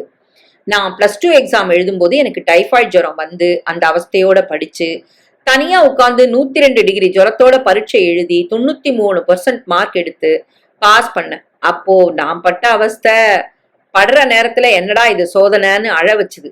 ஆனா இப்ப நினைக்கும் போது அது ஒரு அற்புதமான அனுபவமா தெரியுது. எல்லாருக்கும் இந்த அனுபவம் கிடைச்சிருமா? எனக்கு கிடைச்சு நான் அதை ஜெயிச்சு வந்திருக்கேன்னு நினைக்கும் போது அந்த சோதனையை கொடுத்ததுக்காக கடவுளுக்கு நன்றி கூட சொல்லியிருக்கேன். அதுக்கப்புறம் ஒவ்வொரு கஷ்டம் வரும்போதும் நான் அதை ரசிச்சு அனுபவிக்க பழகிட்டேன். அப்பெல்லாம் எனக்கு ஜிகேசியோட தத்துவம் தெரியாது. தெரியாமலேயே நான் அவர் சொன்னபடி நடந்திருக்கேன். அந்த பேராசிரியர் ஜிகேசியை பத்தி சொன்னப்போ நான் ரொம்ப ஆச்சரியப்பட்டேன். நிறைய கஷ்டங்களை சந்தோஷமா அனுபவிச்சு கடந்து வந்த ஒருத்தரால தான் இப்படி ஒரு பிலாசபிய சொல்ல முடியும்னு புரிஞ்சுது. இப்ப கூட அப்பா சீட்டு கட்டி ஏமாந்து போன பணமோ அதை தொடர்ந்து எங்க வீட்டுல ஏற்பட்ட சில சிக்கல்களும் வேதனைகளும் மற்றொரு அனுபவத்தை எனக்கு தரதா நினைச்சு ரசிச்சு அதை அனுபவிக்க தயாராயிட்டேன். இதெல்லாம் எதுக்கு சொல்றேன் தெரியுமா? இந்த குடிசை வாழ்க்கையும் மழையில ஒழுகுற வீடும் நமக்கு மறுபடியும் கிடைக்காம கூட போலாம். ஆனா இப்ப கிடைச்சிருக்கு. இந்த அனுபவத்தை கஷ்டம்னு நினைக்காம சுகமா அனுபவிப்போமே. சந்தோஷமான நிமிஷங்கள் மட்டும்தான் ரசிச்சு அனுபவிக்கணுமா? சோதனையான திட்டங்களையும் ரசிச்சு அனுபவிக்க பழகிக்கிறதுல என்ன தப்பு? உனக்கு ஒண்ணு தெரியுமா? நாங்க இப்போ போயிருக்கிற வீடு மழையில ஒழுகுமா. மழைக்காலத்தை வரவேற்க நான் தயாராயிட்டேன் அந்த அனுபவத்தை வாங்குறதுக்காக. நான் பணக்காரனாகி பங்களால வாழ ஆரம்பிச்சுட்டா இந்த அனுபவம் எனக்கு கிடைக்காதே. அப்போ நினைச்சு பார்க்க ஏதாவது அனுபவம் வேண்டாம்? சபரி நிறுத்த ரஞ்சனி பிரமிப்போடு அவனை பார்த்தாள். எவ்வளவு பெரிய விஷயத்தை எவ்வளவு எளிமையாய் சொல்லி கொடுத்து விட்டான். என்ன ரஞ்சனி சைலண்ட் ஆயிட்ட? உன்னால இதை ஒத்துக்க முடியா? நான் அசை போட்டுட்டு இருக்கேன் சபரி. சபரி புன்னகையோடு அவளை பார்த்தான். வாழ்க்கை சுவாரஸ்யமாகவும் பயனுள்ளதாகவும் ஆகணும்னா கஷ்டப்படணும் ரஞ்சனி. தன்னை அறிய விரும்புறவன் கஷ்டங்களை ஏன் வருதுன்னு நினைக்காமலே வரவேற்பான். நம்மள நாமே புடம் போட்டு சுத்தப்படுத்திக்க உதவுற ஜுவாலைகள் தான் நமக்கு வர கஷ்டங்கள். சபரி சொல்ல சொல்ல அந்த நடுவீதியிலேயே அவன் காலில் சாஷ்டாங்கமாக விழுந்து நமஸ்கரிக்கலாம் என்று தோன்றியது. அவன் சொல்லிக் கொடுத்தவை பல விதங்களிலும் தனக்கு உதவும் என்று நினைத்தாள். வேலை தேடி கம்பெனியா ஏறி இறங்குற அனுபவம் இந்த நிமிஷம் எனக்கு கிடைச்சிருக்கு சபரி. இதை நான் அனுபவிக்க போறேன், வரட்டுமா? ஓரிடத்தில் நின்று அவனிடம் விடை பெற்று சாலையை கடந்து நடந்தாள். விடாமல் 3 நாள் வெயிலை எல்லாம் தலைமேல் தாங்கிக் கொண்டு லேசாய் அருந்து தளர்ந்திருந்த செருப்போடு எல்லா படியும் ஏறி இறங்கினாள். இளக்காரமான பார்வைகள், விரட்டி அடிக்காத குறையாய் வெளியில் அனுப்பியவர்கள், கிண்டல் பேச்சுக்கள், கேலி சிரிப்புகள். வேலை கேட்டு வந்துவிட்டதால் எல்லா வேலைக்கும் இவள் தயாராகி விட்டதாக தப்பு கணக்கு போட்டு அவள் தோளில் கை போட்டு கதிகலங்க வைத்தவர்கள் என்று 3 நாட்களில் விதவிதமான அனுபவங்களின் முடிவில் ஒரு டிராவல்ஸ் கம்பெனியில் கணக்கெழுதும் வேலை கிடைத்தது. 1500 ரூபாய் சம்பளத்தோடு. 10 நாளில் வேலை பழகிவிட்டது. மூச்சு விட நேரமின்றி வேலை செய்ய வேண்டியிருந்தது. லஞ்ச் டைமில் நேரம் கிடைக்கும் போது சபரியோடு டெலிபோனில் பேச முடிந்தது. அவனும் அடிக்கடி பேசினான். அப்படி பேசிக் கொண்டிருக்கையில் ஒரு நாள் அவனிடம் கேட்டாள், உங்களுக்கு நியாயமா என் மேல எரிச்சல் தானே வந்திருக்கணும் சபரி, எப்படி எனக்கு உதவி செய்யணும்னு தோணுச்சு? எதுக்கு எரிச்சல் பண்ணும் ரஞ்சனி? எது தப்பு செய்யற முகம் எது நெஜ முகம்னு பார்த்தாலே தெரிஞ்சிராதா? உங்க அப்பா தானே தப்பு செஞ்சாரு, நீங்க இல்லையே. சொல்ல போனா இந்த சமூகம் உங்களை இப்படி ஓட ஓட விரட்டுறது ரொம்ப தப்பு. ஒரு தனிப்பட்ட மனுஷங்கிட்ட சீட்டு சேர்ந்தது அவங்க தப்பு. ஏன் சேர்ந்தாங்க? ஆசை. சீக்கிரமே நிறைய சம்பாதிச்சிடணும்னு. இவங்க ஆசைதான் உங்க அப்பாவோட பலம். திருடுறது ஒரு பங்கு தப்புன்னா திருடுறதுக்கு சந்தர்ப்பம் கொடுக்கறது அதை விட பல மடங்கு தப்பு. அதிக வட்டிக்கு ஆசைப்பட்டா அசலையும் சேர்த்து இழக்க வேண்டி வருங்கிற பயம் இருந்தா யாராவது சீட்டு சேருவாங்களா? உங்க அப்பா தான் ஓடி இருப்பாரா? இப்போ இத்தனை அவமானமும் அவதியும் உன் குடும்பத்துக்கு தான் ஏற்பட்டிருக்குமா? தோண்டி பார்த்தா குற்றவாளியை உருவாக்குறவங்க தான் குற்றவாளிகள்னு புரியும். எல்லாம் போனதுக்கு அப்புறம் ஐயோ இப்படி அநியாயமா போச்சே, இந்த பாவிக்கு கொட்டி கொடுத்ததுக்கு பதிலா 4 பேருக்கு நல்லது பண்ணிருக்கலாமே, அநாத ஆசிரமங்களுக்கு கொடுத்திருந்தா புண்ணியமாவது கிடைச்சிருக்குமே, இல்ல அண்ணன் தம்பிங்களுக்கு கொடுத்திருந்தா கூட திருப்தியா இருந்திருக்குமேன்னு புலம்புவாங்க. ஆனா உண்மையிலேயே அப்படி கொடுத்து உதவிடுவாங்கன்னு நான் நினைக்கிறேன். ஒத்த பைசா ஒருத்தருக்கும் கொடுக்க மனசு வராது. இதான் மனுஷ சுபாவம். எனக்கு நம்பிக்கை இருக்கு ரஞ்சனி, கடவுள் ஒருத்தர் மூலமா புடுங்கினா இன்னொருத்தர் மூலமா கொடுத்து அந்த கணக்கை சரி பண்ணிடுவார்னு. உழைச்சு சம்பாதிச்சு பணம் போகாதுன்னு வாங்கலாம், ஆனா போயிடுச்சு. அப்போ உழைக்காம பணம் பெருமோ என்னவோ யார் கண்டா? எப்படி இருந்தாலும் இது ஒரு அனுபவம். இதை நான் ஏன் நாம செய்யணும்னு யோசிக்கிறத விட இதை நம்மளால செய்ய முடியாதான்னு நினைச்சு செய்யணும். அப்படித்தான் நான் யோசிச்சேன். எல்லாரையும் எந்த எதிர்பார்ப்பும் இல்லாம நம்மளால நேசிக்க முடியாதா? நட்பை ஏற்படுத்திக்க முடியாதான்னு முடியும்னு தோணுச்சு. உன் கேள்விக்கு இதான் என் பதில். ரஞ்சனி வியந்தாள். என்ன மனுஷன் இவன், எல்லாருக்கும் இப்படி ஒரு மனசு இருக்குமா? ஒன்று மட்டும் புரிந்தது அவளுக்கு, தன்னைத்தானே மனதால் மேம்படுத்திக் கொள்கிறவனால் மட்டுமே மகாத்மாக்களாக முடியும். ரஞ்சனி தீர்மானித்தாள், மனிதர்களை வகைப்படுத்தாது எல்லோரையும் தானும் நேசிக்க பழக வேண்டும் என்று. இவன் நல்லவன், இவன் கெட்டவன், இவன் துரோகம் செய்தவன், இவன் உதவ மறுத்தவன் என்பதையெல்லாம் மறந்து எந்தவித எதிர்பார்ப்புமின்றி நேசிப்பது எவ்வளவு பெரிய விஷயம். இப்படி நினைத்த நொடியில் உலகமே அன்புமயமாய் தெரிவதாக தோன்றியது. உள்ளுக்குள் ஒரு உற்சாகம், சலிப்புகள் காணாமல் போயிருந்தன. மிகப்பெரிய ராட்சத கைகள் கொண்டு உலகையே பரிவோடு அணைத்துக் கொள்ள வேண்டும் போல் இருந்தது. வீடு நிசப்தமாக இருந்தது. 40 வாட்ஸ் பல்பு மிக மங்கலாக ஒளி சிந்திக் கொண்டிருக்க ரஞ்சனி குனிந்து உள்ளே நுழைந்து செருப்பை கழட்டினாள். தம்பியும் தங்கையும் இவளை பார்த்ததும் திரும்பி அம்மாவை பார்த்தார்கள். ஏதோ ஒரு புயலை எதிர்பார்ப்பது போல் இருந்தது அவர்கள் பார்வை. அம்மா மௌனத்தில் ஒருவித கோபம் தெரிந்தது. ரஞ்சனி யோசித்தபடி உடை மாற்றி கை கால் கழுவி கொண்டு வந்தாள். என்னாச்சுமா, வீடு இவ்ளோ நிசப்தமா இருக்கு? இவங்க 2 பேருக்கும் ஏதாவது சண்டையா? அவங்க போடல, இப்ப நாம தான் போட்டுக்க போறோம். என்ன சொல்ற நீ? முதல்ல சாப்பிடு, ஐயர் வீட்டு வேலையை முடிச்சுட்டு வந்து உன்னோட பேசிக்கிறேன். அம்மா எழுந்து போனாள். பணம் போதவில்லை என்று வீட்டு வேலைகளுக்கு போக ஆரம்பித்திருந்தாள்.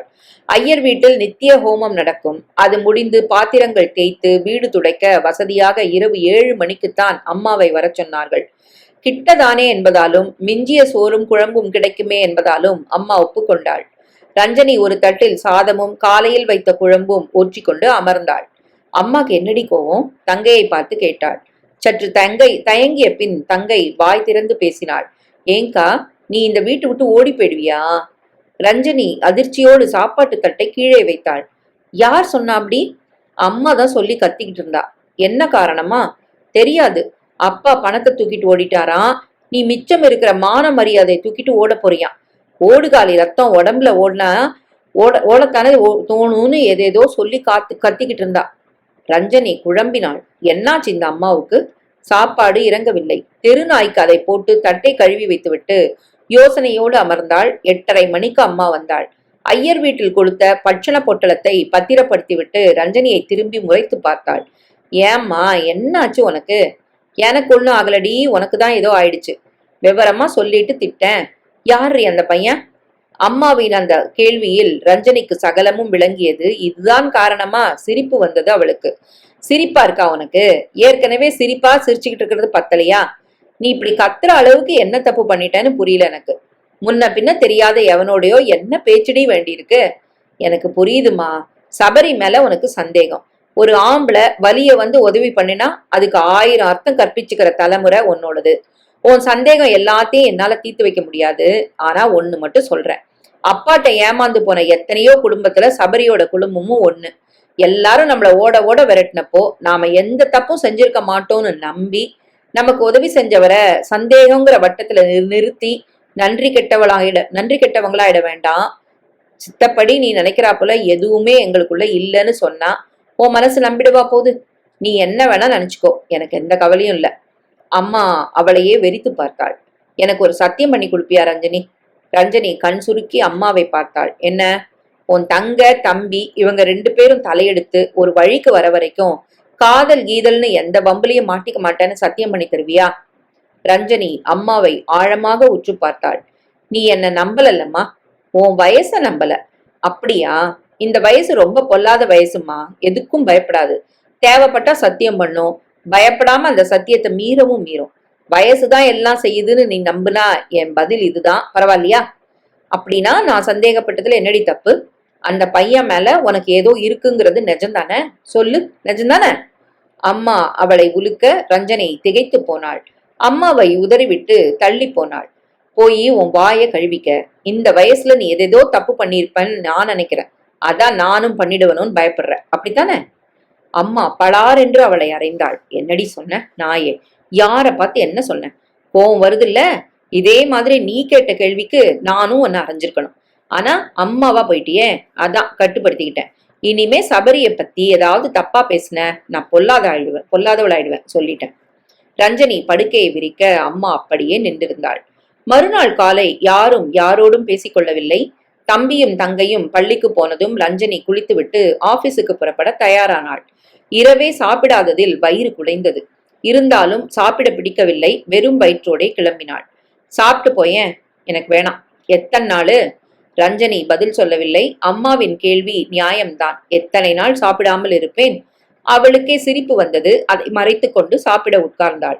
அந்த பையன் மேல எதுவும் இல்லைங்கிற, அவனை பத்தி தப்பாவும் பேசக்கூடாதுங்கிற, இதுக்கு என்னடி அர்த்தம்? எனக்கு புரியல. காதலிக்கலன்னா அப்புறம் எதுக்குடி கரிசனம்? ஒருவேளை 1-2 உதவி செஞ்சுட்டானே, அவனை திட்டிட்டா தப்பாயிடுமோங்கிற பயமா? காதல், கரிசனம், பயம் இந்த எதுவுமே இல்லம்மா. சபரி மேல எனக்கு இருக்கிறது மரியாதை. குருவுக்கும் சீடனுக்கும் இடையில என்ன உறவு இருக்குமோ அதான் எங்க உறவு. குரு மேல சிஷ்யனுக்கு என்ன இருக்கும்? மரியாதையும் பக்தியும் தவிர. இதெல்லாம் சொன்னா உனக்கு புரியாதுமா. வாழ்க்கைன்னா என்னன்னு தெரிஞ்சுக்க எனக்கு வழிகாட்டின குரு. அவ்வளவுதான் என்னால சொல்ல முடியும். ரஞ்சனி கிளம்பினாள். லஞ்ச் டைமில் சபரி போன் பண்ணா. வேலை எல்லாம் எப்படி போயிட்டு இருக்கு ரஞ்சனி? ஏதோ போறது. என்ன சலிப்பா வருது பதிலு? எனக்குள்ள இருக்க லட்சியங்களை எல்லாம் இந்த வேலையும் ஊதியமும் பூர்த்தி செய்யுமான்னு கவலையா இருக்கு சபரி. புரியுது ரஞ்சனி, உனக்கு வேற ஒரு வழியை சொல்ல நான் தயார். கேட்க நீ தயாரா? என்ன சபரி கேள்வி இது? உன்கிட்ட இளமையும் அழகும் இருக்கு ரஞ்சனி. மாடலிங் பண்ணா உனக்கு நல்ல எதிர்காலம் இருக்கும்னு தோணுது. மாடலிங்கா? அதெல்லாம் சரிப்படுமா சபரி? எனக்கு என்ன தெரியும்? அதெல்லாம் பணக்காரங்க புழங்குற உலகம். அதெல்லாம் இல்ல. இன்னைக்கு புகழின் உச்சியில இருக்கிற எத்தனையோ மாடல்ஸ் மிக சாதாரண குடும்பத்துல இருந்து வந்து படிப்படியா மேல ஏறினவங்க தான். எங்க அம்மா அதுக்கு ஒத்துக்க மாட்டாங்க சபரி. உங்களோட பேசுறதுக்கே. ரஞ்சனி சட்டென்று நிறுத்திவிட்டு நாக்கை கடித்து கொண்டாள். என்ன ரஞ்சனி சொல்ல வந்த? ஒன்னும் இல்ல சபரி. நான் சொல்லவா? என்னோட பேசுறத உங்க அம்மா சந்தேகப்படுறாங்களா? உங்க அம்மா சந்தேகப்படுறது இருக்கட்டும் ரஞ்சனி. உனக்குள்ள இத பத்தி எந்த சந்தேகமும் இல்லாத வரைக்கும் நீ யாருக்கும் பயப்பட தேவையில்லை. காதலிக்கிறத சொல்லவும் தைரியம் வேணும். அதே மாதிரி காதலிக்கலன்னு சொல்லவும் பயப்படக்கூடாது. சரி, நாம நம்ம விஷயத்துக்கு வருவோம். மாடலிங் பத்தி நீ யோசி. என் ஃப்ரெண்டு ஒருத்தனுக்கு மாடல் கோஆர்டினேட்டர்ஸ தெரியுமா, அவன்கிட்ட உன்னை பத்தி சொன்னேன். ரொம்ப டீசென்டான ப்ரொஃபஷன்னு சொன்னான். உனக்கு விருப்பம் இருந்தா ஒரு போட்டோ ஆல்பம் ரெடி பண்ணிட்டு வர சொன்னான். அது சரி, இங்க பசி தீர்த்துக்கவே பணம் பத்தலையா, போட்டோ எடுக்க எங்க போக? வேணா சபரி, இதெல்லாம் நமக்கு சரிப்படாது. நீ உங்க அம்மாவோட பேசி ஒரு முடிவுக்கு வா. சம்மதம் சம்மதம் இல்லைன்னு மட்டும் சொல்லு, மிச்சத்தை நான் பாத்துக்கிறேன். நீங்க பணம் தருவீங்களா போட்டோ எடுக்க? என்கிட்ட எது பணம்? பின்ன பணம் சேர்க்க முடியாட்டாலும் நிறைய நண்பர்களை சேர்த்து வச்சிருக்கேன் ரஞ்சனி. அவங்க தான் என் சொத்து. உண்மையான பணக்காரன் யாருன்னு கேட்டா உத்தமமான நண்பர்களை சம்பாதிச்சு வச்சிருக்கவங்க தான்னு சொல்லுவேன். அப்படி ஒரு நண்பர் உன்னை போட்டோ எடுப்பான். நீ சம்பாதிக்க ஆரம்பிச்சுதான் அவனுக்கு பணம் கொடுத்தா போதும். யோசிச்சு சொல்லு. சபரி போனை வைத்தான். ரஞ்சனி யோசித்தாள். ஒரு பக்கம் இது சரிப்படுமா என்ற பயம் ஏற்பட்டாலும் எதிரில் காத்திருக்கும் கடமைகளை முடிக்க பணம் தேவை என்பதும் புரிந்தது. நேர்மையாய் கௌரவமாய் சம்பாதிக்க முடியும் என்றால் எந்த தொழிலும் செய்யலாம். அம்மாவை எப்படியாவது சம்மதிக்க வைத்து விட வேண்டும். ரஞ்சனி அம்மாவோடு எப்படியெல்லாம் பேச வேண்டும் என்று மனதிற்குள் ஒத்திகை பார்த்து கொண்டாள். சபரி இன்னும் காணுமே, மணி 10 போது. அம்மா புருஷனிடம் கவலையோடு முணுமுணுத்தாள். வருவான், அவனுக்கு என்ன வேலையோ. நீ எதுக்கு வீட்டை இப்படி குறுக்கும் நெடுக்குமா அளந்துகிட்டு இருக்க? உங்ககிட்ட ஒண்ணு சொல்லணும்னு, ஆனா பயமா இருக்கு. என்ன? சபரிய பத்தி தான். அவனுக்கு என்ன? யாரோ ஒரு பொண்ணோட அடிக்கடி பேசிக்கிட்டு இருக்கான்னு. யார் சொன்னா? 4-5 பேர் சொல்லிட்டாங்க. உங்க ஆபீஸ் ஃப்ரெண்டு திருநாவுக்கரசு இல்ல, அவங்க சம்சாரம் கூட. அப்பா யோசனையில் ஆழ்ந்தார். காலையில் தான் ஃபேக்டரியில் ஒரு சம்பவம் நடந்தது. வடிவேலுவும் ராஜாமணியும் டீ டைமில் அவரிடம் வந்தார்கள். என்ன சண்முகம், புது வீடு எப்படி இருக்காப்ல? இப்ப பரவாயில்ல, மழைக்கு தான் ஒழுகுமா, சமாளிக்கணும். அதுக்குள்ள ஒரு பங்களாவே கட்டிடுவப்பா நீ. உனக்கு என்ன கிண்டலா? 1 2 50 லட்சம் இல்ல கிடைக்க போகுது. டேய், 50 இல்லடா, 50 3ஆல வகுத்து சொல்லு. 20 லட்சம். இன்னைக்கு என்னப்பா ஆச்சு உங்களை 2 பேருக்கும்? 50ங்கிறீங்க, 20ங்கிறீங்க. எனக்கு லாட்ரி டிக்கெட் வாங்குற பழக்கம்லாம் இல்லையே. லாட்ரி எதுக்கு அடிக்கணும்? பின்ன சீதனமா வரும்பா. உன் பிள்ளை புளியங்கம்பா இல்ல பிடிச்சு தொங்கிட்டு இருக்கிறான். சண்முகம் திகைப்போடு அவர்களை பார்த்தார். என்ன சொல்றீங்க? உன் பிள்ளை அந்த திருட்டு ராஸ்கல் பொண்ணோட சுத்திக்கிட்டு இருக்கான்னு சொல்றோம். சண்முகத்திற்கு அதிர்ச்சியாக இருந்தது. எதுக்கு அதிர்ச்சி அடைகிற சண்முகம்? சந்தோஷப்படு. லட்சக்கணக்கில் பணம் வரும். எல்லாரும் கல்யாணத்தன்னைக்கு தான் மொய் எழுதுவாங்க. நாங்கள்லாம் கல்யாணத்துக்கு முந்தையே உன் பிள்ளைக்கு மொய் எழுதிட்டோம், தெரியும்ல. அதான் சீதனமா வரும் உன் வீட்டுக்கு. இந்த பார் ராஜாமணி, அனாவசியமா பேசாத. என் பிள்ளை எப்படிப்பட்டவன்னு எனக்கு தெரியும். என்ன தெரிஞ்சுக்கிட்டியோ? பிள்ளைங்க காதல கடைசியா தெரிஞ்சுக்கிற ஆளே பெத்தவங்க தான் ஒரு வசனமே இருக்கு, தெரியுமா உனக்கு? இந்த பாரு சண்முகம், எங்க கிட்ட காட்டுற கோவத்தை வீட்டுல காட்டு. உன் பிள்ளை சட்டையை பிடிச்சு கேளு. போயும் திருட்டு குடும்பத்து பொண்ணுதானா கட்சிதான் உனக்கு? உன் பிள்ளைக்கு நல்லது கெட்டது சொல்லி கொடுத்து அவன் போற போக்க மாத்திப்பாரு. ஏதோ பழகுன தோஷத்துக்கு சொல்லிட்டோம், அப்புறம் உன் இஷ்டம். அவர்கள் போய்விட்டார்கள். அதன் பிறகு சண்முகத்துக்கு வேலையே ஓடவில்லை. வாசல் பக்கம் சத்தம் கேட்க அம்மா பரபரப்பாய் வெளியில் போய் யார் என்று பார்த்தால் சபரிதான் வந்து கொண்டிருந்தான். ஏண்டா இவ்வளவு லேட்டு? சினிமா எதுக்காவது போயிட்டியா? இல்ல, வேற ஒரு வேலை. சபரி தன் கைப்பையை என்றுமில்லாமல் பத்திரமாக வைப்பதை பார்த்தார் சண்முகம். அவனுக்கு முதல்ல சாப்பாட போடு. மனைவியை கண்களால் அடக்கி உள்ளே அனுப்பினார். சபரி சாப்பிடும் வரை யாரும் எதுவும் பேசவில்லை. சாப்பிட்ட சற்று நேரத்தில் படுத்தவன் அசந்து தூங்கி போனான். சண்முகம் உறங்கவில்லை. வெகு நேரம் விழித்திருந்தார். நடு இரவில் எழுந்து அவன் பத்திரப்படுத்தி வைத்த கைப்பையை எடுத்து திறந்து பார்த்தார். உள்ளே 2 போட்டோ ஆல்பங்கள் இருந்தது. அதை எடுத்துக்கொண்டு முன் வராண்டாவுக்கு வந்து நடைவிளக்கை போட்டு பார்த்தார். ஆல்பம் முழுக்க ரஞ்சனியின் விதவிதமான புகைப்படங்கள். சட்டென்று மூடியவருக்கு வியர்த்து போயிற்று. எடுத்த இடத்திலேயே அதை வைத்துவிட்டு வந்து படுத்தவருக்கு விடிய விடிய தூக்கம் வரவில்லை. மறுநாள் வழக்கத்தை விட சீக்கிரமாக புறப்பட்டு விட்டான் சபரி. ரொம்ப அவசரமாடா சபரி? என்னப்பா, ராத்திரியே உங்ககிட்ட கொஞ்சம் பேசணும்னு நினைச்சேன், நீ தூங்கிட்ட. என்ன விஷயம்பா? கொஞ்ச நாளா உன்னை ஒரு பொண்ணோட சேர்த்து பாக்குறதா சில பேர் சொல்றாங்க. எங்களுக்கு நம்பிக்கை இல்ல, அதான் நேருக்கு நேர் கேட்டுறான்னு. ஆமாப்பா, அவங்க சொல்றது நிஜம்தான். ஒரு பொண்ணோட பேசுறது உண்டு. உண்மையை சொன்னதுக்கு சந்தோஷம்டா சபரி. அப்படியே அது எந்த மாதிரி பழக்கம்னு சொல்லிட்டா நல்லா இருக்கும். புரியவே இல்லையப்பா. அந்த பொண்ணை நீ விரும்புறியா? என்ன கேள்விப்பா இது? பிடிக்காம ஒருத்தர்கிட்ட பேசி பழக முடியுமா? அப்போ எங்களை விட அவதான் உனக்கு முக்கியங்கிறியா? சபரி அப்பாவை வினோதமாக பார்த்தான். அந்த கேள்வியின் உள்ளர்த்தம் என்ன என்று ஓரளவுக்கு புரிந்தது அவனுக்கு. உங்களை விட எனக்கு மத்தவங்க எப்படிப்பா முக்கியமா போவாங்க? அப்போ நான் சொல்றபடி கேப்பியாடா சபரி? என்ன சொல்ல போறீங்க? நமக்கு இந்த வம்பெல்லாம் வேணாண்டா சபரி. அந்த பொண்ணை விட்டுடு. அவங்க நம்ம பணத்தை ஏப்பம் விட்டவங்க. அவங்களுக்கும் நமக்கும் ஒத்து வராது. நீ பிடிவாதம் பிடிச்சா ஏமாத்தப்பட அத்தனை பேரும் சேர்ந்து நம்மள ஒதுக்கி வச்சிருவாங்க. கொள்ளையில நமக்கும் சம்பந்தம் உண்டுன்னு பேசுவாங்க. இனிமே அவமானப்படவோ இழக்கவோ என்கிட்ட சக்தி இல்லடா சபரி. மனசால நான் ரொம்ப சோர்ந்து போயிட்டேன். நீயும் சேர்ந்து என் நெஞ்சில குத்திராத. அப்பா கை கூப்பி கெஞ்ச சபரி அசையாமல் நின்றான்.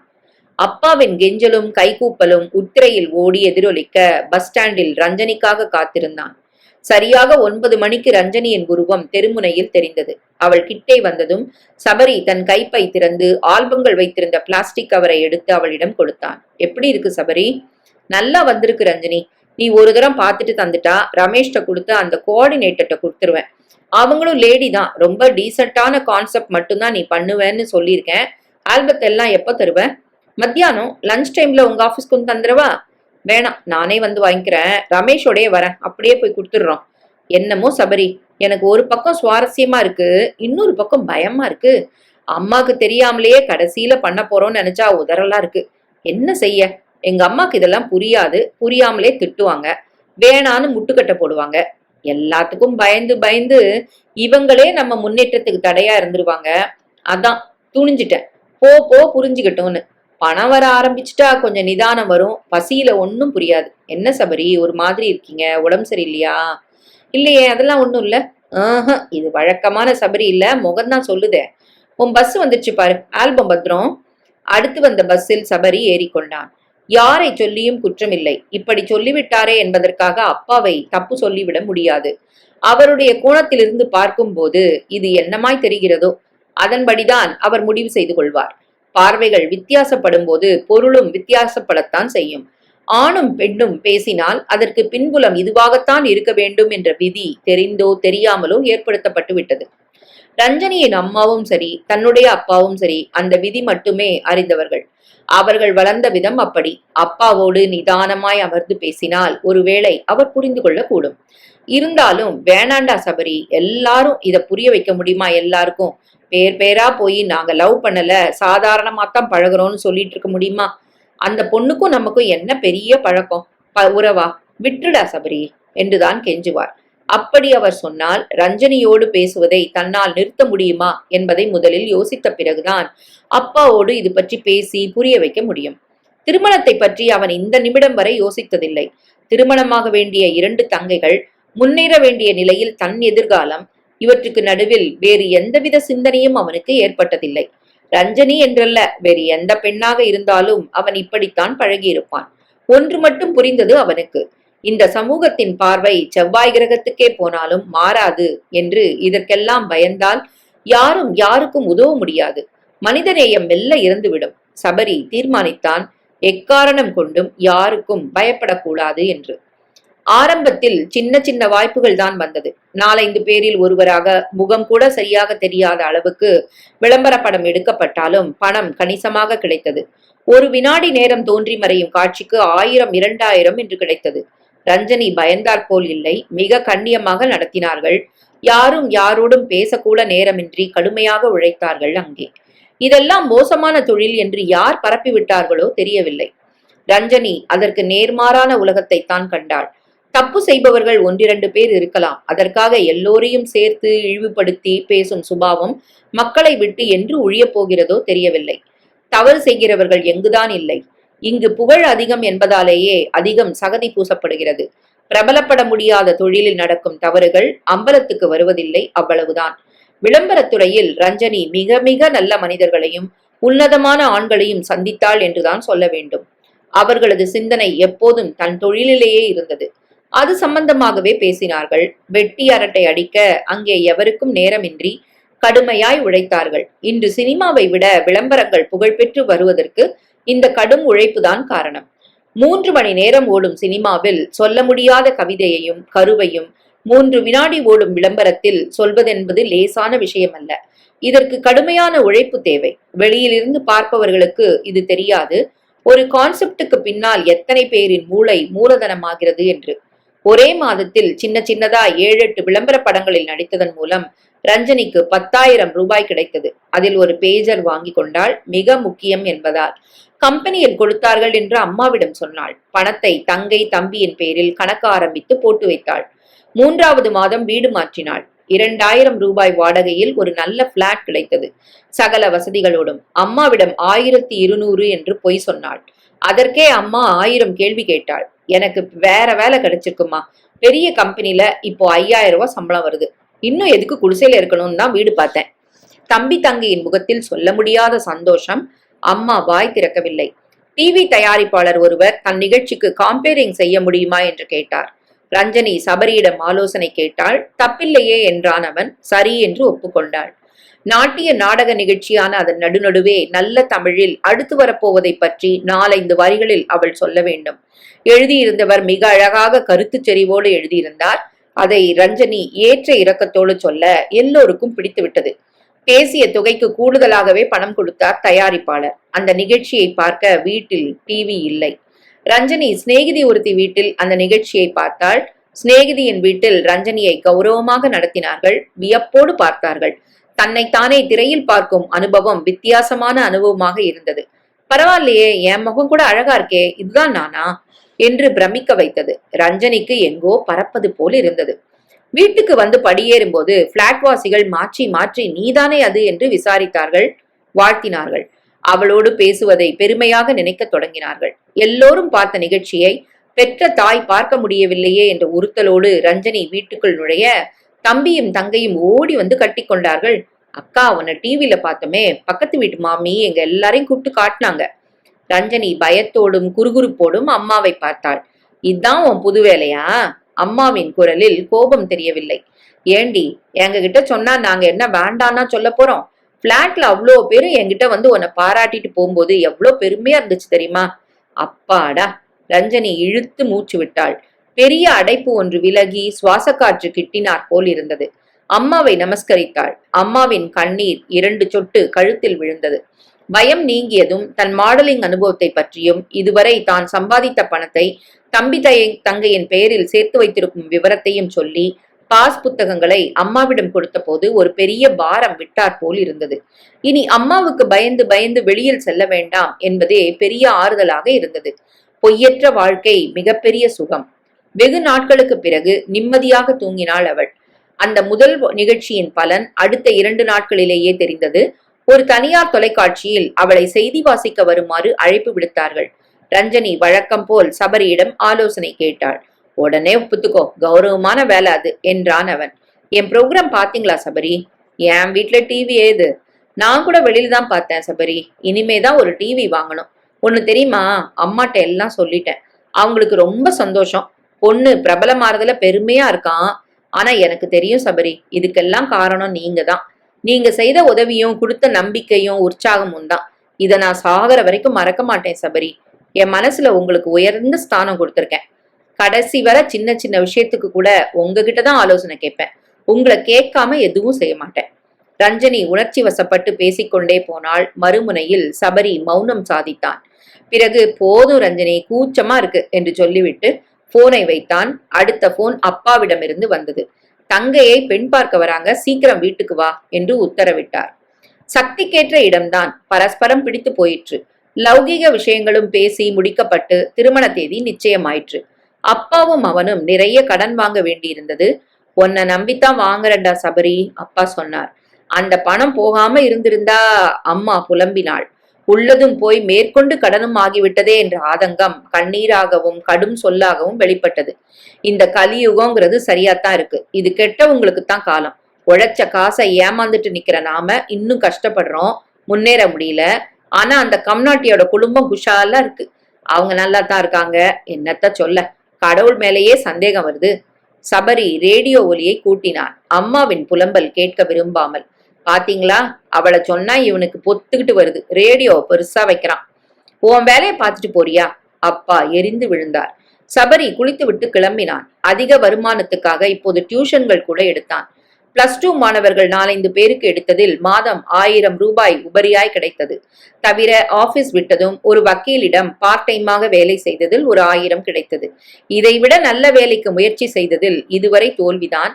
எதிர்காலம் எப்படியோ, கணக்கின்றி சம்பாதிப்பது என்ற வரம் எல்லோருக்கும் கிடைத்து விடுவதில்லை. கிடைத்தவர்கள் லட்சக்கணக்கில் சம்பாதித்து சீக்கிரமே பணக்காரர்களாகி விடுகிறார்கள். திறமையோடு அதிர்ஷ்டமும் அருளும் இருந்தால்தான் காசு, பணம், புகழ் எல்லாம் வருகிறது. அவனுக்கு திறமையும் நம்பிக்கையும் இருந்த அளவுக்கு அதிர்ஷ்டமும் அருளும் இன்னும் வரவில்லை. வரவே வராதென்று சொல்லிக்கொண்டு நம்பிக்கை இழக்க அவன் விரும்பவில்லை. கடமையை செய், பலனை எதிர்பாராதே என்று உள்ளே ஒரு குரல் சொன்னபடி கேட்டான். தன் கடமைகளை மௌனமாக நிச்சலனமாக செய்ய பழகினான். என்ன சபரி, தங்கைக்கு கல்யாணமா? சந்தோஷமா இருக்கு சபரி, வாழ்த்துக்கள். அப்புறம் பணம் ஏதாவது வேணா சபரி, தரட்டுமா? ரஞ்சனி அவன் எதுவும் நினைத்து கொண்டு விடுவாளோ என்று பயந்தபடி கேட்டாள். இல்ல ரஞ்சினி, நீ கேட்டதுக்கு ரொம்ப தேங்க்ஸ். என்கிட்ட வாங்க கூடாதுன்னு ஏதாவது வைராக்கியமா சபரி? அப்படிலாம் இல்ல. அப்புறம் என்ன சபரி, எனக்கு நீங்க எவ்வளவு உதவி பண்ணிருக்கிறீங்க. நான் வேணான்னா சொன்னேன்? நான் பணத்தாலையா செஞ்சேன்? நான் செஞ்ச உதவிலாம் உதவினே சொல்ல முடியாது ரஞ்சனி, அதெல்லாம் பெருசுப்படுத்தாத. பணத்தால செஞ்சாதான் உதவியா? எனக்கு நீங்க கொடுத்தது ஆத்ம பலம் சபரி, யாராலையும் கொடுக்க முடியாதது. குடிசையில வாழ்ற அனுபவம் இனி கிடைக்குமோ கிடைக்காதோ, இப்ப கிடைச்சிருக்கும் போது இத ரசிச்சு அனுபவிச்சிருன்னு சொல்லித்தர எல்லாராலையும் முடிஞ்சிருமா? நீங்க சொன்னது உண்மைதானே? இப்ப நினைச்சு பார்த்தா அந்த குடிசை வாழ்க்கை ஆச்சரியமாகவும் அற்புதமாவும் இருக்கு சபரி. நாமளா அங்க இருந்தோன்னு தோணுது. சமமான பாதையில நடக்கிறத விட ஏத்த இறக்கத்துல ஏறி இறங்கி மூச்சு வாங்க நடக்கிற அனுபவம் கஷ்டமா இருந்தாலும் சுகமானது, நிறைய நினைவுகளை தரக்கூடியதுன்னு எனக்கு புரிய வச்சது யாரு? நீங்க தானே. உங்களுக்கு பணம் கொடுக்கிற சந்தோஷத்தை எனக்கு தரக்கூடாதா சபரி? ரஞ்சனி கெஞ்ச கெஞ்ச சபரி இழகினான். அன்புக்கு இடையில் எதற்கு ஈகோ என்று தோன்றியது. சரி ரஞ்சனி, கடனா வாங்கிக்கிறேன் சரியா? இல்ல சபரி, கடனா தரமாட்டேன், காணிக்கையா தான் தருவேன். கோயில் உண்டியல்ல போடுறாப்ல. உண்டியல்ல காசு போட்டா மனுஷன் ஒசந்து தெய்வம் பிச்சைக்காரன் ஆயிடுமா என்ன? என்னை பொறுத்த வரைக்கும் நான் உங்களை அப்படித்தான் என் மனசுல வச்சிருக்கேன். சபரி கண் கலங்கினான். பேச்சு வராமல் தொண்டை அடைத்தது. இவள் இப்படி நெகிழ்ந்து போகவும் தூக்கி வைத்து கொண்டாடவும் அப்படி என்ன தான் செய்து விட்டோம் என்று புரியவில்லை அவனுக்கு. அடுத்த 2வது நாளே ரஞ்சனி 50,000 ரூபாய் பணத்தை கொண்டு வந்து கொடுத்தாள். இப்போதெல்லாம் மாடலிங் கம்பேரிங்கோடு டிவி சீரியல்களிலும் நடிக்க துவங்கியதில் நல்ல பணம் கிடைத்தது. குறுகிய காலத்தில் பணமும் புகழும் கிடைப்பது எல்லோருக்கும் சாத்தியமல்ல. அவளுக்கு அந்த அதிர்ஷ்டம் இருந்தது. வீட்டில் எல்லோரும் அவளுக்கு பயப்பட்டார்கள், அம்மா உள்பட. அவளால் தான் எல்லாம் நடக்கிறது என்று மரியாதையால் வந்த பயம் அது. தவிர இந்த புகழாலும் பணத்தாலும் அவளது பெயரும் கௌரவமும் துளியும் கெடவில்லை என்பதுதான் அம்மாவின் நிம்மதி. யாரும் அவளை தப்பாக பேச அவளுக்கு இடம் கொடுக்கவில்லை. முன்பு வறுமை, இப்போது செல்வம் என்பதை தவிர அவள் குணத்தில் எந்தவித மாற்றமும் இல்லை. அதே ரஞ்சனியாகவே இருந்தாள். சின்ன சின்ன விஷயத்துக்கு கூட சபரியின் ஆலோசனை கேட்டாள். அவன் வார்த்தைக்கு தான் முதல் மரியாதை கொடுத்தாள். புதிதாக ஒப்பந்தமாகி இருந்த டிவி சீரியலுக்கு முன்பணமாக கிடைத்த பணத்தை தான் சபரிக்கு கொடுத்தாள். இவ்ளோ பணமா? சபரி திகைத்தான். வேணா ரஞ்சினி, இது தப்பு. பணம் இருக்குன்னு இப்படி தூக்கி கொடுக்கறது ரொம்ப தப்பு. ஒரு தப்பும் இல்ல, உங்க தங்க எனக்கும் தங்க தானே, கொண்டு போங்க சபரி. கல்யாணத்துக்கு கூட நீங்க கூப்பிடணும்னு அவசியம் இல்ல, நானே வந்துடுறேன் சரியா? வரேன் சபரி. ஏவிஎம்ல ஒரு ஷூட்டிங் இருக்கு. ரஞ்சனி தான் புதிதாக வாங்கியிருந்த சிறிய மாருதி காரில் ஏறிக்கொண்டு தானே ஓட்டிச் சென்றாள். சபரி அப்பா கேட்டால் என்ன சொல்வதென்று யோசிக்க ஆரம்பித்தான். பணத்தை தன் அலுவலக பீரோவில் பத்திரப்படுத்திவிட்டு வேலையில் ஆழ்ந்தாலும் அதில் மனம் செல்லவில்லை. பணக்கவரை அப்பாவிடம் நீட்டினான். அவ்வளவு பணத்தை பார்த்ததும் விழி பிதுங்கியது அவர்களுக்கு. ஏதுரா இவ்வளவு பணம்? உங்க பணம் தான்ப்பா. ஏன் பணமா? என்னடா சொல்ற? ஆமாப்பா, உங்க பணம் தான். நீங்க சீட்டு கட்டின பணம். அப்பாட்ட நீங்க பணம் கட்டினீங்க, பொண்ணு அதை திருப்பி கொடுத்துட்டா. கணக்கு இப்ப சரியா போச்சு. இனியோ யாரும் அந்த பொண்ணை கரிச்சு கொட்ட வேணான்னு சொல்லுங்கப்பா. சபரி கை கால் கழுவ போக அப்பாவும் அம்மாவும் சிலையாய் மாறி இருந்தார்கள். வெகு நேரம் நிசப்தமாக இருந்தார்கள். எல்லார் பணத்தையும் திருப்பி கொடுத்துட முடியுமா அவளால? வெகு நேரம் கழித்து அம்மா முணுமுணுக்க சபரி சரேலென்று திரும்பி அவளை பார்த்தான். அதை பத்தி உனக்கு என்ன கவலை? உன் கணக்கை மட்டும் நீ பார்த்தா போதும். அப்பா மனைவியை கண்களால் அடக்கினார். மறுநாள் அவன் கிளம்பி சென்றதும் அம்மா அவர் அருகில் அமர்ந்தாள். எனக்கு ஒரு யோசனை தோணுது. என்ன? அந்த பொண்ணை சொன்னா இவனுக்கு இப்படி பொத்துக்கிட்டு வருதுன்னா அவன் மேல இவனுக்கு எவ்வளவோ அன்பு இருக்கணும்னு புரியல உங்களுக்கு? பேசாம இவன் இஷ்டப்படி அந்த பொண்ணையே அவனுக்கு கட்டி வச்சுட்டா என்ன? பொண்ணுக்கும் நல்ல வருமானமும் பேரும் இருக்கு. இவனுக்கும் பிடிச்சிருக்கு, அவளுக்கும் பிடிச்சிருக்கிறதுனால எல்லாம் இல்ல பழகிட்டு இருக்கிறாங்க 2 பேரும். நம்ம பணத்தையும் திருப்பி கொடுத்துட்டா அப்புறம் என்ன? அவங்க இஷ்டத்துக்கு நாம போயிடுறதால என்ன குறைஞ்சிட போகுது? அப்பா யோசிக்க ஆரம்பித்தார். மனைவி சொல்வதிலும் நிஜம் இருப்பதாக தோன்றியது அவருக்கு. அதை பற்றி தீவிரமாக யோசிக்க ஆரம்பித்தார். பெண்ணின் திருமணம் முடிந்த பிறகு ரஞ்சனியின் வீட்டிற்கு சென்று பெண் கேட்பதென்று முடிவு செய்தார். இதை இப்போதைக்கு சபரியிடம் சொல்லக்கூடாதென்று மனைவிக்கு கட்டளையிட்டார். பிள்ளைக்கு இனிய அதிர்ச்சி தர வேண்டும் என்று விரும்பினார். திருமணத்துக்கு ரஞ்சனியை வரவேண்டாம் என்று சொல்லிவிட்டான் சபரி. எங்க அப்பாவோட ஆபீஸ்காரங்க எல்லாரும் வருவாங்க ரஞ்சனி. அவங்க உன்னை தப்பா பேசுவாங்க, உன் மனசு புண்பட ஏதாவது சொல்லுவாங்க. அதை கேட்டுக்கிட்டு நீ சும்மா இருக்கலாம், ஆனா என்னால முடியாது. அதை விட நீ வராம இருக்கிறதா நல்லதுன்னு படுது. அப்புறம் வேணா ஒரு நாள் வீட்டுக்கு வந்து கல்யாணம் விசாரி. ஒரு பக்கம் வருத்தம் இருந்தாலும் வேறு வழியின்றி அவன் பேச்சுக்கு கட்டுப்பட்டாள் ரஞ்சனி. அவன் நினைத்தது போலவே திருமணத்துக்கு வந்த அப்பாவின் நண்பர்கள் ரஞ்சனி வராமலேயே அவளை பற்றி வாய்க்கு வந்தபடி பேசினார்கள். அந்த பொண்ணுக்கும் இவங்களுக்கும் ஏதோ சம்பந்தம் இருக்குப்பா, அதுவும் இப்போ காரு வீடுன்னு ஆடம்பரமா இருக்குது. இந்த பையன் அவளை விரும்புறான். இப்போ இந்த சண்முகம் தான் பொண்ணு கல்யாணத்தை இந்த அளவுக்கு செய்யறாரு. எல்லாத்தையும் சேர்த்து வச்சு பார்த்தா விட தெரியல. ரெண்டும் ரெண்டும் நாலுன்னு அந்த குடும்பத்துக்கு தொடர்பு இருக்குதுப்பா. அதுதான் அப்பங்காரன்ட்ட பணம் வாங்கி இவங்களுக்கு கொடுத்துருக்கோம். இல்லாட்டி இப்படி கல்யாணம் செய்ய முடியுமா? எங்கிருந்து பணம் வந்துச்சான் அப்புறம்? இந்த பேச்சுக்கு ஒரு சினிமாவாக இருந்தால் அடுத்த நிமிடம் அடிதடி யுத்தம் நடந்திருக்கும். இது நிஜ வாழ்க்கை. ஆத்திரப்பட்டவனை அப்பா இழுத்து கொண்டு போய் அமைதிப்படுத்தினார். நாக்குக்கு நரம்பில்லைன்னு உனக்கு தெரியாதா? சேத்துல கல்ல விட்டெறிஞ்சா நம்ம மேலதான் தெரிக்கும். பேசுற வாயை அடைக்கிறது பெய்யற மழைய கையால தடுக்கிற மாதிரிதான். அவங்க சொன்னதுலயும் கொஞ்சம் நெஜம் இருக்குடா சபரி. அந்த பொண்ணு நம்ம பணத்தை கொடுத்துருக்கிறாளே, நாமளும் கை நீட்டி வாங்கி இருக்கிறோமே, நம்ம காசுதான். இருந்தாலும் வெளியே தெரிஞ்சா அத்தனை பேரும் அவ வீட்டு வாசல்ல போய் நிப்பாங்க, தான் கணக்கையும் தீக்க சொல்லி. அந்த பொண்ணை நாம மாட்டி விட்ட கூடாதுப்பா. அமைதியா இரு. என் பணம் வந்துருச்சு, இனி மத்தவங்களை பத்தி எனக்கு என்ன மாதிரி நான் பேசல. இன்னைக்கு எனக்கு கிடைச்சா மாதிரி நாளைக்கு அவங்களுக்கும் எப்படியாவது திரும்ப கிடைக்கட்டும் தான் நான் பிரார்த்தனை பண்ணிக்கலாமே தவிர இந்த விஷயத்துல ரெண்டு பக்கமும் சாய வேண்டாம். புரிஞ்சுதா? இன்னும் 6 மாசம்தான் சபரி, நான் ரிட்டையர் ஆயிடுவேன். அதுக்கப்புறம் யார பத்தியும் கவலைப்பட போறதில்ல, யாருக்காகவும் பயப்படவும் போறதில்ல. அது வரைக்கும் பல்ல கடிச்சுக்க வேண்டியதுதான். சாப்பாடு முடிஞ்சா கூட்டம் கலைஞ்சிரும். அதுக்கப்புறம் பேச ஆள் இருக்காது. அது வரைக்கும் வேணா நீ யார் முன்னாலேயும் வர வேண்டாம், சரியா? அப்பா போய்விட்டார். சபரிக்கு அலுப்பாகத்தான் இருந்தது. திருமணத்திற்காக அலைந்ததில் சரியான ஓய்வில்லை, உறக்கமில்லை. உக்ரான அறையில் படுத்தவன் தூங்கியே போனான். எந்த சேனலை திருப்பினாலும் ஏதாவது ஒரு சீரியலில் ரஞ்சனியின் முகம் தெரிந்தது. மிக யதார்த்தமாக இருந்தது அவளது நடிப்பு. பத்திரிகைகள் பாராட்டின. சின்னத்திரை நடிப்புக்காக நிறைய விருதுகள் வாங்கினாள். மாடலிங்கையும் விடவில்லை. இடையிடையே பொது நிகழ்ச்சிகள், இலக்கிய விழாக்கள், சினிமா விழாக்கள் என்று தன் இனிய குரலில் தொகுத்து வழங்கினாள். மொத்தத்தில் உட்கார்ந்து சாவகாசமாக சாப்பிடக்கூட நேரமில்லாமல் ஆயிற்று. ஓட்டம் ஓட்டம் என்று நாள் முழுக்க ஷூட்டிங்குக்கு ஓடி களைத்தாள். திறமை, கண்ணியம், அலட்டலில்லாத குணம், கர்வமில்லாத பேச்சு, அனைவரையும் மதித்து நடத்திய விதம் என்று எல்லா இனிய குணங்களும் இருந்ததால் தயாரிப்பாளர்கள் இவள்தான் நடிக்க வேண்டும் என்று சுற்றி சுற்றி வந்தார்கள். காத்திருந்து இவளை ஒப்பந்தம் செய்தார்கள். தானாக பணத்தை உயர்த்தி கொடுத்தார்கள். பெண்ணின் மதிப்பும் மரியாதையும் புகழும் கண்டு அம்மாவுக்கு பெருமிதம் தாங்கவில்லை. தாலி கொடியால் ஏற்பட்ட வறுமையை தொப்புள் கொடி தீர்த்து வைத்து விட்டது. இது நேர்மையான வரவு, உழைத்து வரும் பணம். எவர் காசும் இல்லை என்ற உணர்வு நிம்மதியையும் சற்றே கர்வத்தையும் கூட கொடுத்தது. நல்ல உணவு, நல்ல வீடு, நல்ல உடைகள், நல்ல படுக்கை, நல்ல தூக்கம், நல்ல வாழ்க்கை, இதைவிட மனிதனுக்கு வேறு என்ன வேண்டும்? இவை அத்தனையும் ரஞ்சனியால் கிடைத்தது. ஆனால் ரஞ்சனி எதையுமே அனுபவிக்கவில்லை என்பதுதான் நிஜம். விடிவதற்கு முன்னமையே ஓடினாள். பின்னிரவில்தான் வீடு திரும்பினாள். இதனால் நல்ல தூக்கம் கிடைக்கவில்லை. அதே போல் வீட்டு சாப்பாடும் அரிதாயிற்று. நடிப்புக்காக ஏகப்பட்ட உடைகள் அணிந்தாலும் சொந்தமாக நல்ல உடை அணிவதற்கு நேரமில்லாது போயிற்று. இவள் உடைகளை தங்கைதான் அணிந்து மகிழ்கிறாள். ஆக உணவிருந்தும் உண்ண முடியவில்லை, உடையிருந்தும் அணிய முடியவில்லை, வீடிருந்தும் தங்க முடியவில்லை, கட்டிலும் நல்ல படுக்கை இருந்தும் நன்கு உறங்க முடியவில்லை. இனி ஒன்றே ஒன்றுதான் பாக்கி, நல்ல வாழ்க்கை. பெண்ணின் வாழ்க்கை என்பது அவளுக்கு அமையப்போகும் கணவனை பொறுத்துதான் இருக்கிறது. தனக்கு நல்ல வாழ்க்கையாவது கிடைக்குமா என்று யோசித்தாள் ரஞ்சனி. தங்கைக்கு ஒரு நல்ல கல்யாணம், தம்பிக்கு ஒரு நல்ல உத்தியோகம், இவை இரண்டும் முடிந்ததும் அவள் கடமையும் முடிந்துவிடும். அதன் பிறகுதான் அவன் கல்யாணத்தை பற்றி அவள் சிந்திக்க வேண்டும். கல்யாணமானதும் புருஷன் சம்மதித்தால், புரிந்து கொண்டால் இந்த பணியை தொடர்ந்து செய்யலாம். அப்போது கூட இந்த அளவுக்கு செய்ய முடியுமா என்பது சந்தேகம்தான். காலையில் போய் பின்னிரவு வரும் மனைவியை எந்த கணவனாலும் சகித்துக் கொள்ள முடியாது.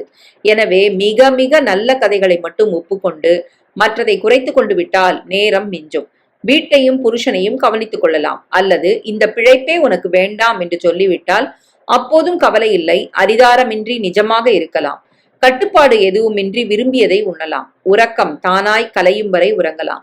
வேலைக்கு செல்லும் புருஷனை கவனித்து வழி அனுப்பலாம். அவன் திரும்பி வரும்போது புன்னகையோடு வரவேற்று அன்பாய் பேசலாம். வாழ்வின் எந்த நிமிடமும் சந்தோஷமாவதும் கசப்பாவதும் மனிதனின் கையில் தான் இருக்கிறது. ஒவ்வொரு நிமிடத்தையும் சுவைத்து அனுபவித்து சோதனைகளையும் சாதனையாய் மாற்றி வாழும் வித்தையை சபரி என்ற குரு அவளுக்கு கற்றுத்தந்திருக்கிறார். அந்த வித்தை மரணம் வரையில் அவளுக்கு உதவும். தகரத்தை தங்கமாய் மாற்றும் ரசவாதம் போல துன்பங்களை இன்பமாய் மாற்றிக்கொள்ளும் வித்தையை மூலதனமாக பெற்ற பிறகு எப்பேற்பட்ட சூழ்நிலைகளுக்கும் தயாராக இருந்தது அவள் மனது.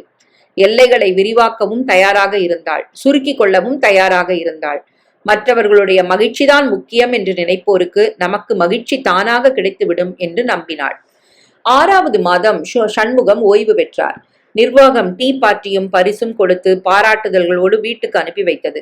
சக நண்பர்கள் பணம் புரட்டி மோதிரம் ஒன்று போட்டார்கள். இவ்வளவு நாள் உழைப்பை கொட்டிய இடத்திலிருந்து பிரிந்து வரும்பொழுது மனது சங்கடப்பட்டது. எதுவும் நிரந்தரம் இல்லை, எல்லாம் ஒரு நாள் பிரிய வேண்டியவைதான். உடலை விட்டு உயிர் பிரியும் போது வாழ்க்கை முற்று பெற்றுவிடும்.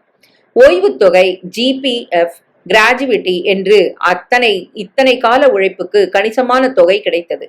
வாங்கிய கடனை கழித்து கொண்டு கொடுத்தாலும் நிறைவாகவே இருந்தது. இந்த பணத்தில் கடனின்றி சின்னவள் கல்யாணத்தை முடித்து விட்டால் பிறகு பெற்றவர்களை பிள்ளை பார்த்து கொள்வான். பிள்ளைக்கென்று எதுவும் செய்ய இயலாது. எந்த சேமிப்பும் இருக்காது. வேறு பிள்ளையாக இருந்தால் என்ன செய்தாய் எனக்கு நீ என்று எகிரும். ஆனால் சபரி கேட்க மாட்டான். அவன் எல்லாம் அறிந்தவன்.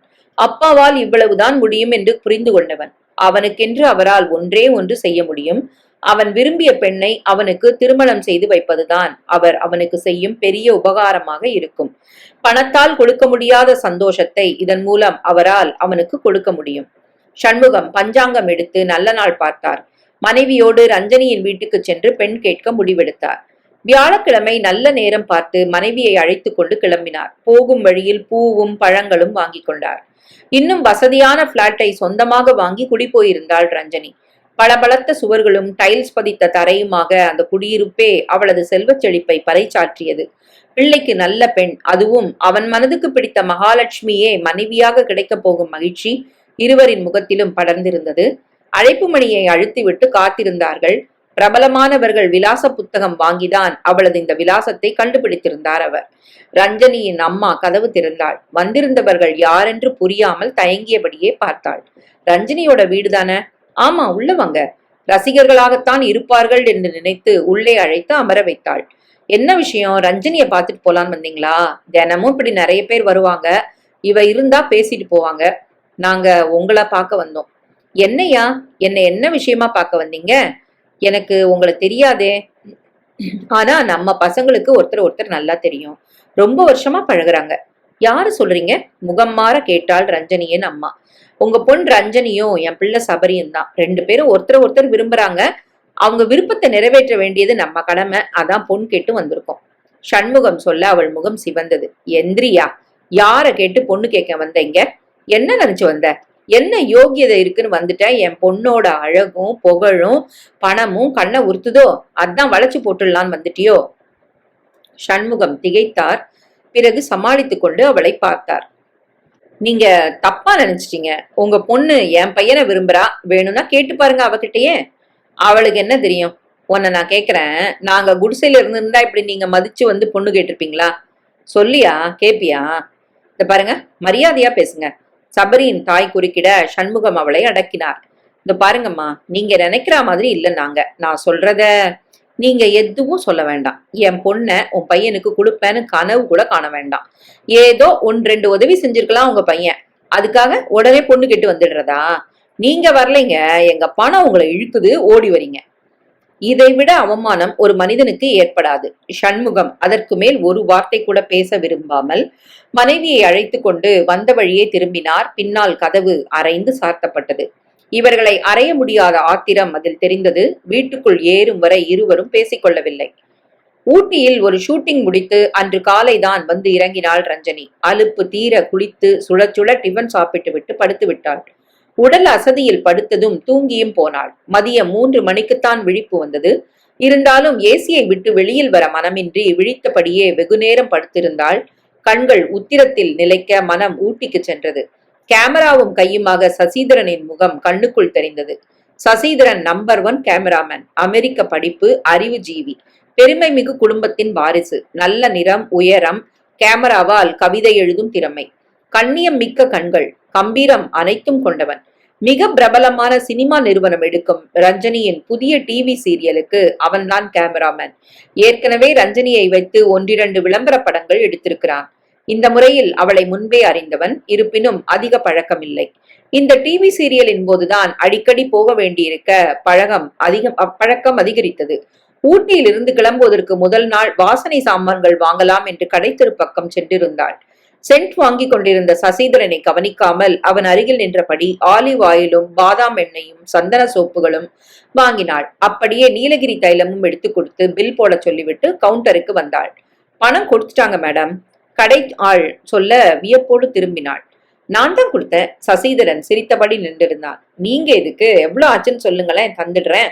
பரவாயில்ல, இதுக்கு என் கிஃப்ட். ஒரு நல்ல விஷயம் பேசுறதுக்கு முந்தி சின்ன பரிசு கொடுத்துட்டு தான் பேசணும்னு தோணுச்சு, அதான். சசிதரன் மலையாளி, அவன் தமிழ் தடுமாறியது. மலையாள கொஞ்சலாக இருந்தது. அதை விட்டால் சரளமான ஆங்கிலம் தான் அவனுக்கு தெரியும். என்ன விஷயம், அதுவும் என்கிட்ட? ரஞ்சனி வியப்போடு கேட்டாள்.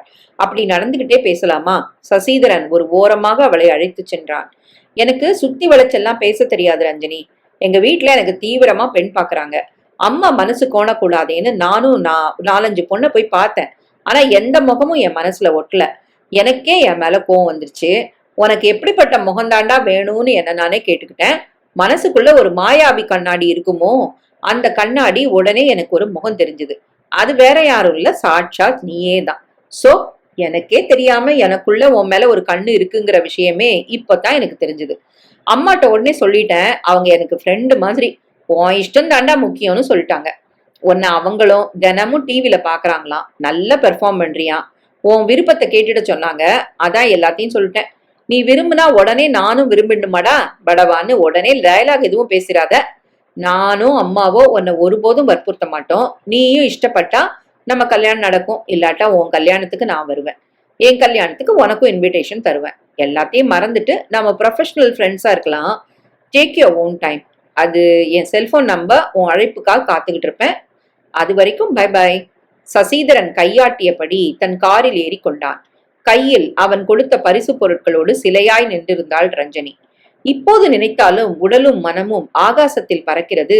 அவன் கடைக்கண் பார்வைக்காக நவநாகரீக கோடீஸ்வர யுவதிகளின் கூட்டமே ஏக்கத்தோடு காத்திருக்க, அவனோ மிக சாதாரணமாக வந்து அவளை விரும்புவதாக சொல்கிறான் என்றால் இது கனவா நினவா? யாருக்கு கிடைக்கும் இப்பேற்பட்ட அதிர்ஷ்டம்? நம்பவே முடியவில்லை அவளால். அந்த நிமிடமே அவனை நிறுத்தி, இதில் யோசிக்க என்ன இருக்கிறது, இந்த பிடி என் சம்மதத்தைன்னு சொல்லிவிட மனது துடித்தாலும் அதையும் மீறிய ஒரு வழக்கம் அவளை கட்டுப்படுத்தியது. சபரியிடம் கேட்காமல் இதுவரை எதை செய்திருக்கிறாள்? இதையும் அவரிடம் சொல்லி அவன் சந்தோஷமாக பிரசீட் ரஞ்சனி என்று சொன்ன பிறகுதான் சசிதரனின் செல்போன் எண்களை அழுத்த வேண்டும். ரஞ்சனிக்கு பொறுமை இல்லை. ஊட்டியிலிருந்தே சபரிக்கு போன் பண்ணி பேசினாள். விஷயத்தை சொன்னாள். ஒப்புக்கலாமா சபரி என்று அவள் அனுமதி கேட்டாள்.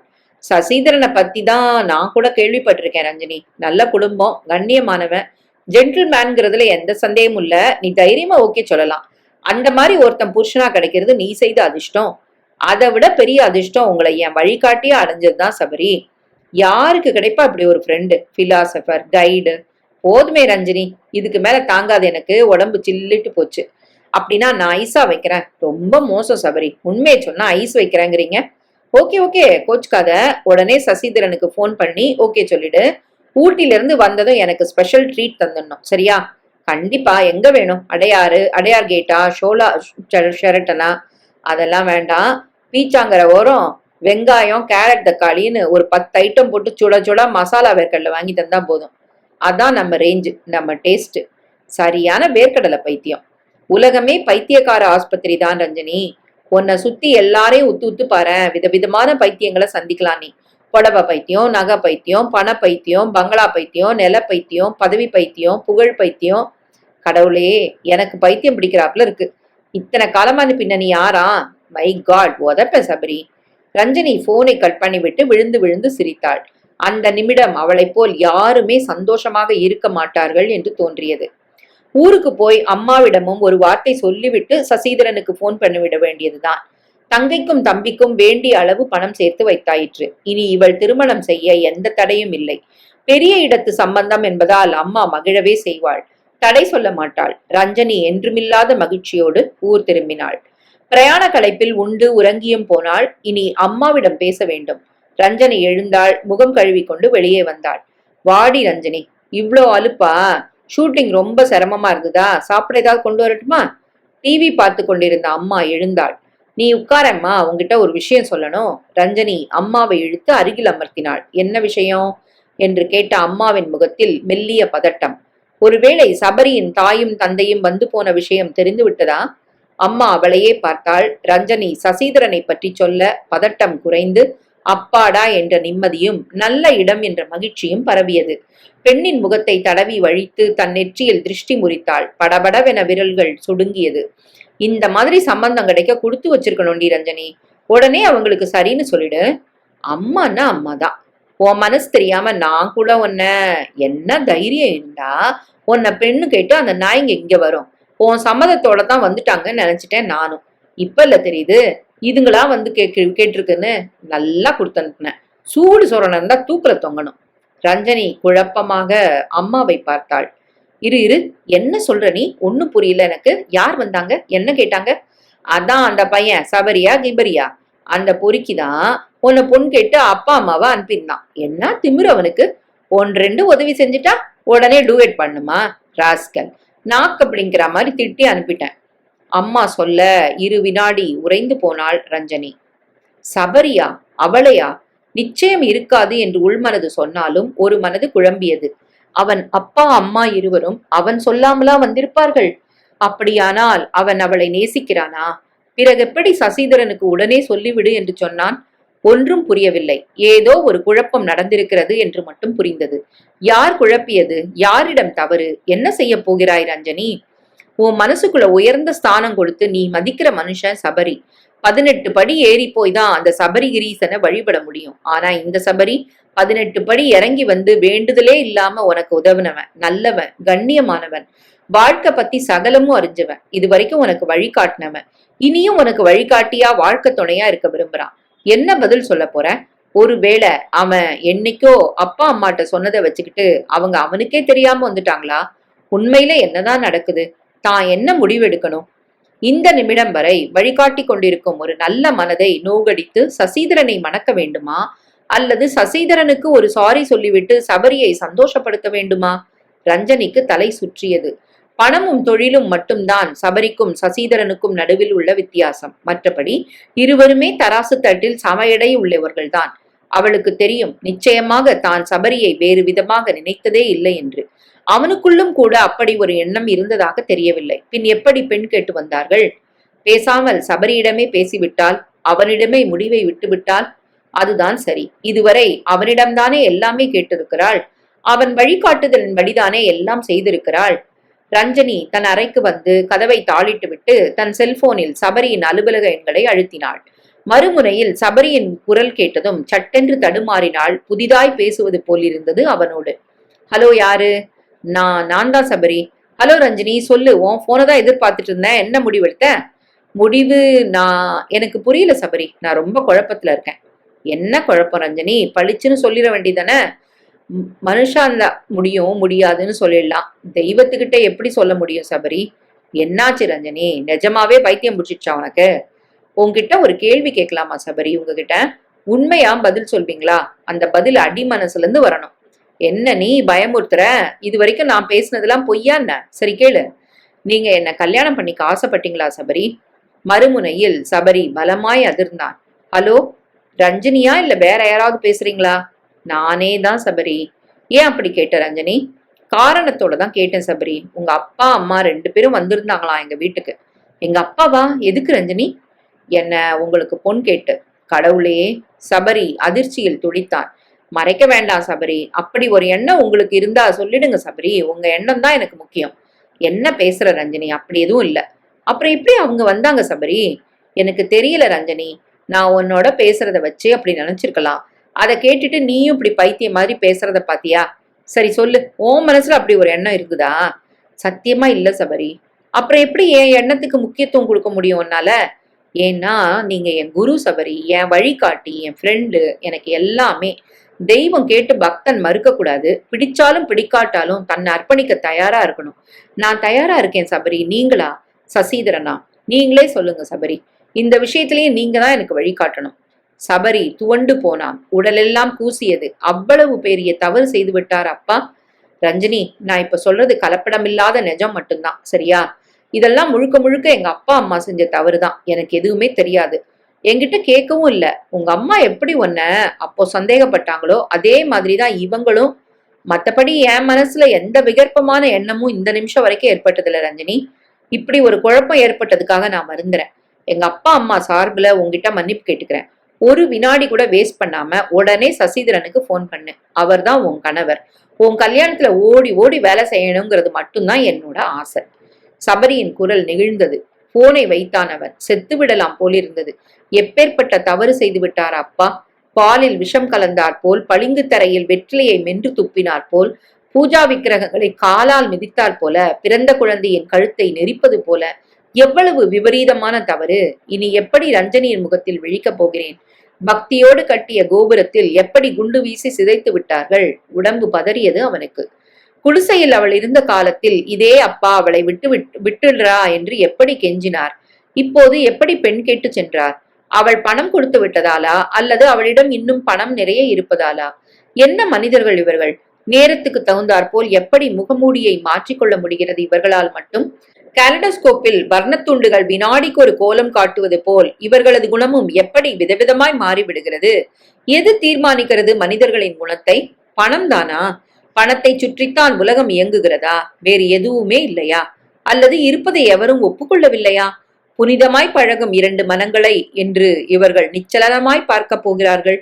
சபரி கால் போன போக்கில் நடந்தான். கடற்கரையோரம் நடந்து அலை நோக்கி சென்றான். நுரையோடு சிற்றலைகள் பாதத்தை நனைக்க பித்து பிடித்தாற் போல் நடந்தான். யாரிடம் தவறு? ஒரு பெண்ணிடம் பரிவு கொண்டு பழகியது அவன் தவறா? அதை தப்பான கண் கொண்டு பார்த்தது பெற்றவர்கள் தவறா? யார் என்ன சொன்னாலும் சபரி நிச்சயம் அப்படி இல்லை என்ற நம்பிக்கை ஏற்படாமல் அவனிடம் தன்னை அர்ப்பணிக்க தயார் என்று சொன்ன ரஞ்சனியிடம் தவறா? யார் செய்த தவறுக்காக இப்போது தான் அழ வேண்டும்? அழுவதுதானா? அழுவதா? தானா? என்ன விந்தை இது! இதுவரை எத்தனை கஷ்டம்! இன்னும் கூட அவை விட்ட பாடில்லையே. அப்படி இருக்க ஏன் இதற்கு மட்டும்? இதுவும் ஒரு சோதனை என்று வரவேற்று அனுபவித்து மீண்டு வர வேண்டியதுதானே? இல்லை, இப்படி ஒரு சோதனை எவருக்கும் ஏற்பட வேண்டாம். இதைவிட மரணம் சுகம். இதை வரவேற்க முடியாது. சில விஷயங்கள் புனிதமானவை. அவை எந்த காலத்திலும் சோதனைக்கு உட்படலாகாது. சபரி உடல் கூச அப்படியே அமர்ந்தான். தன்னையும் மீறி அவன் உடல் குலுங்கியது. கண்ணீர் உடைந்து பெருக ஆளரவமற்ற அந்த அலைக்கடலோரம் சின்ன குழந்தை போல் அவன் சத்தமாக அழ ஆரம்பித்தான். அப்பா செய்துவிட்ட பாவத்துக்கு அந்த அழுகையின் மூலம் பிராயச்சித்தம் தேட முயன்றான்.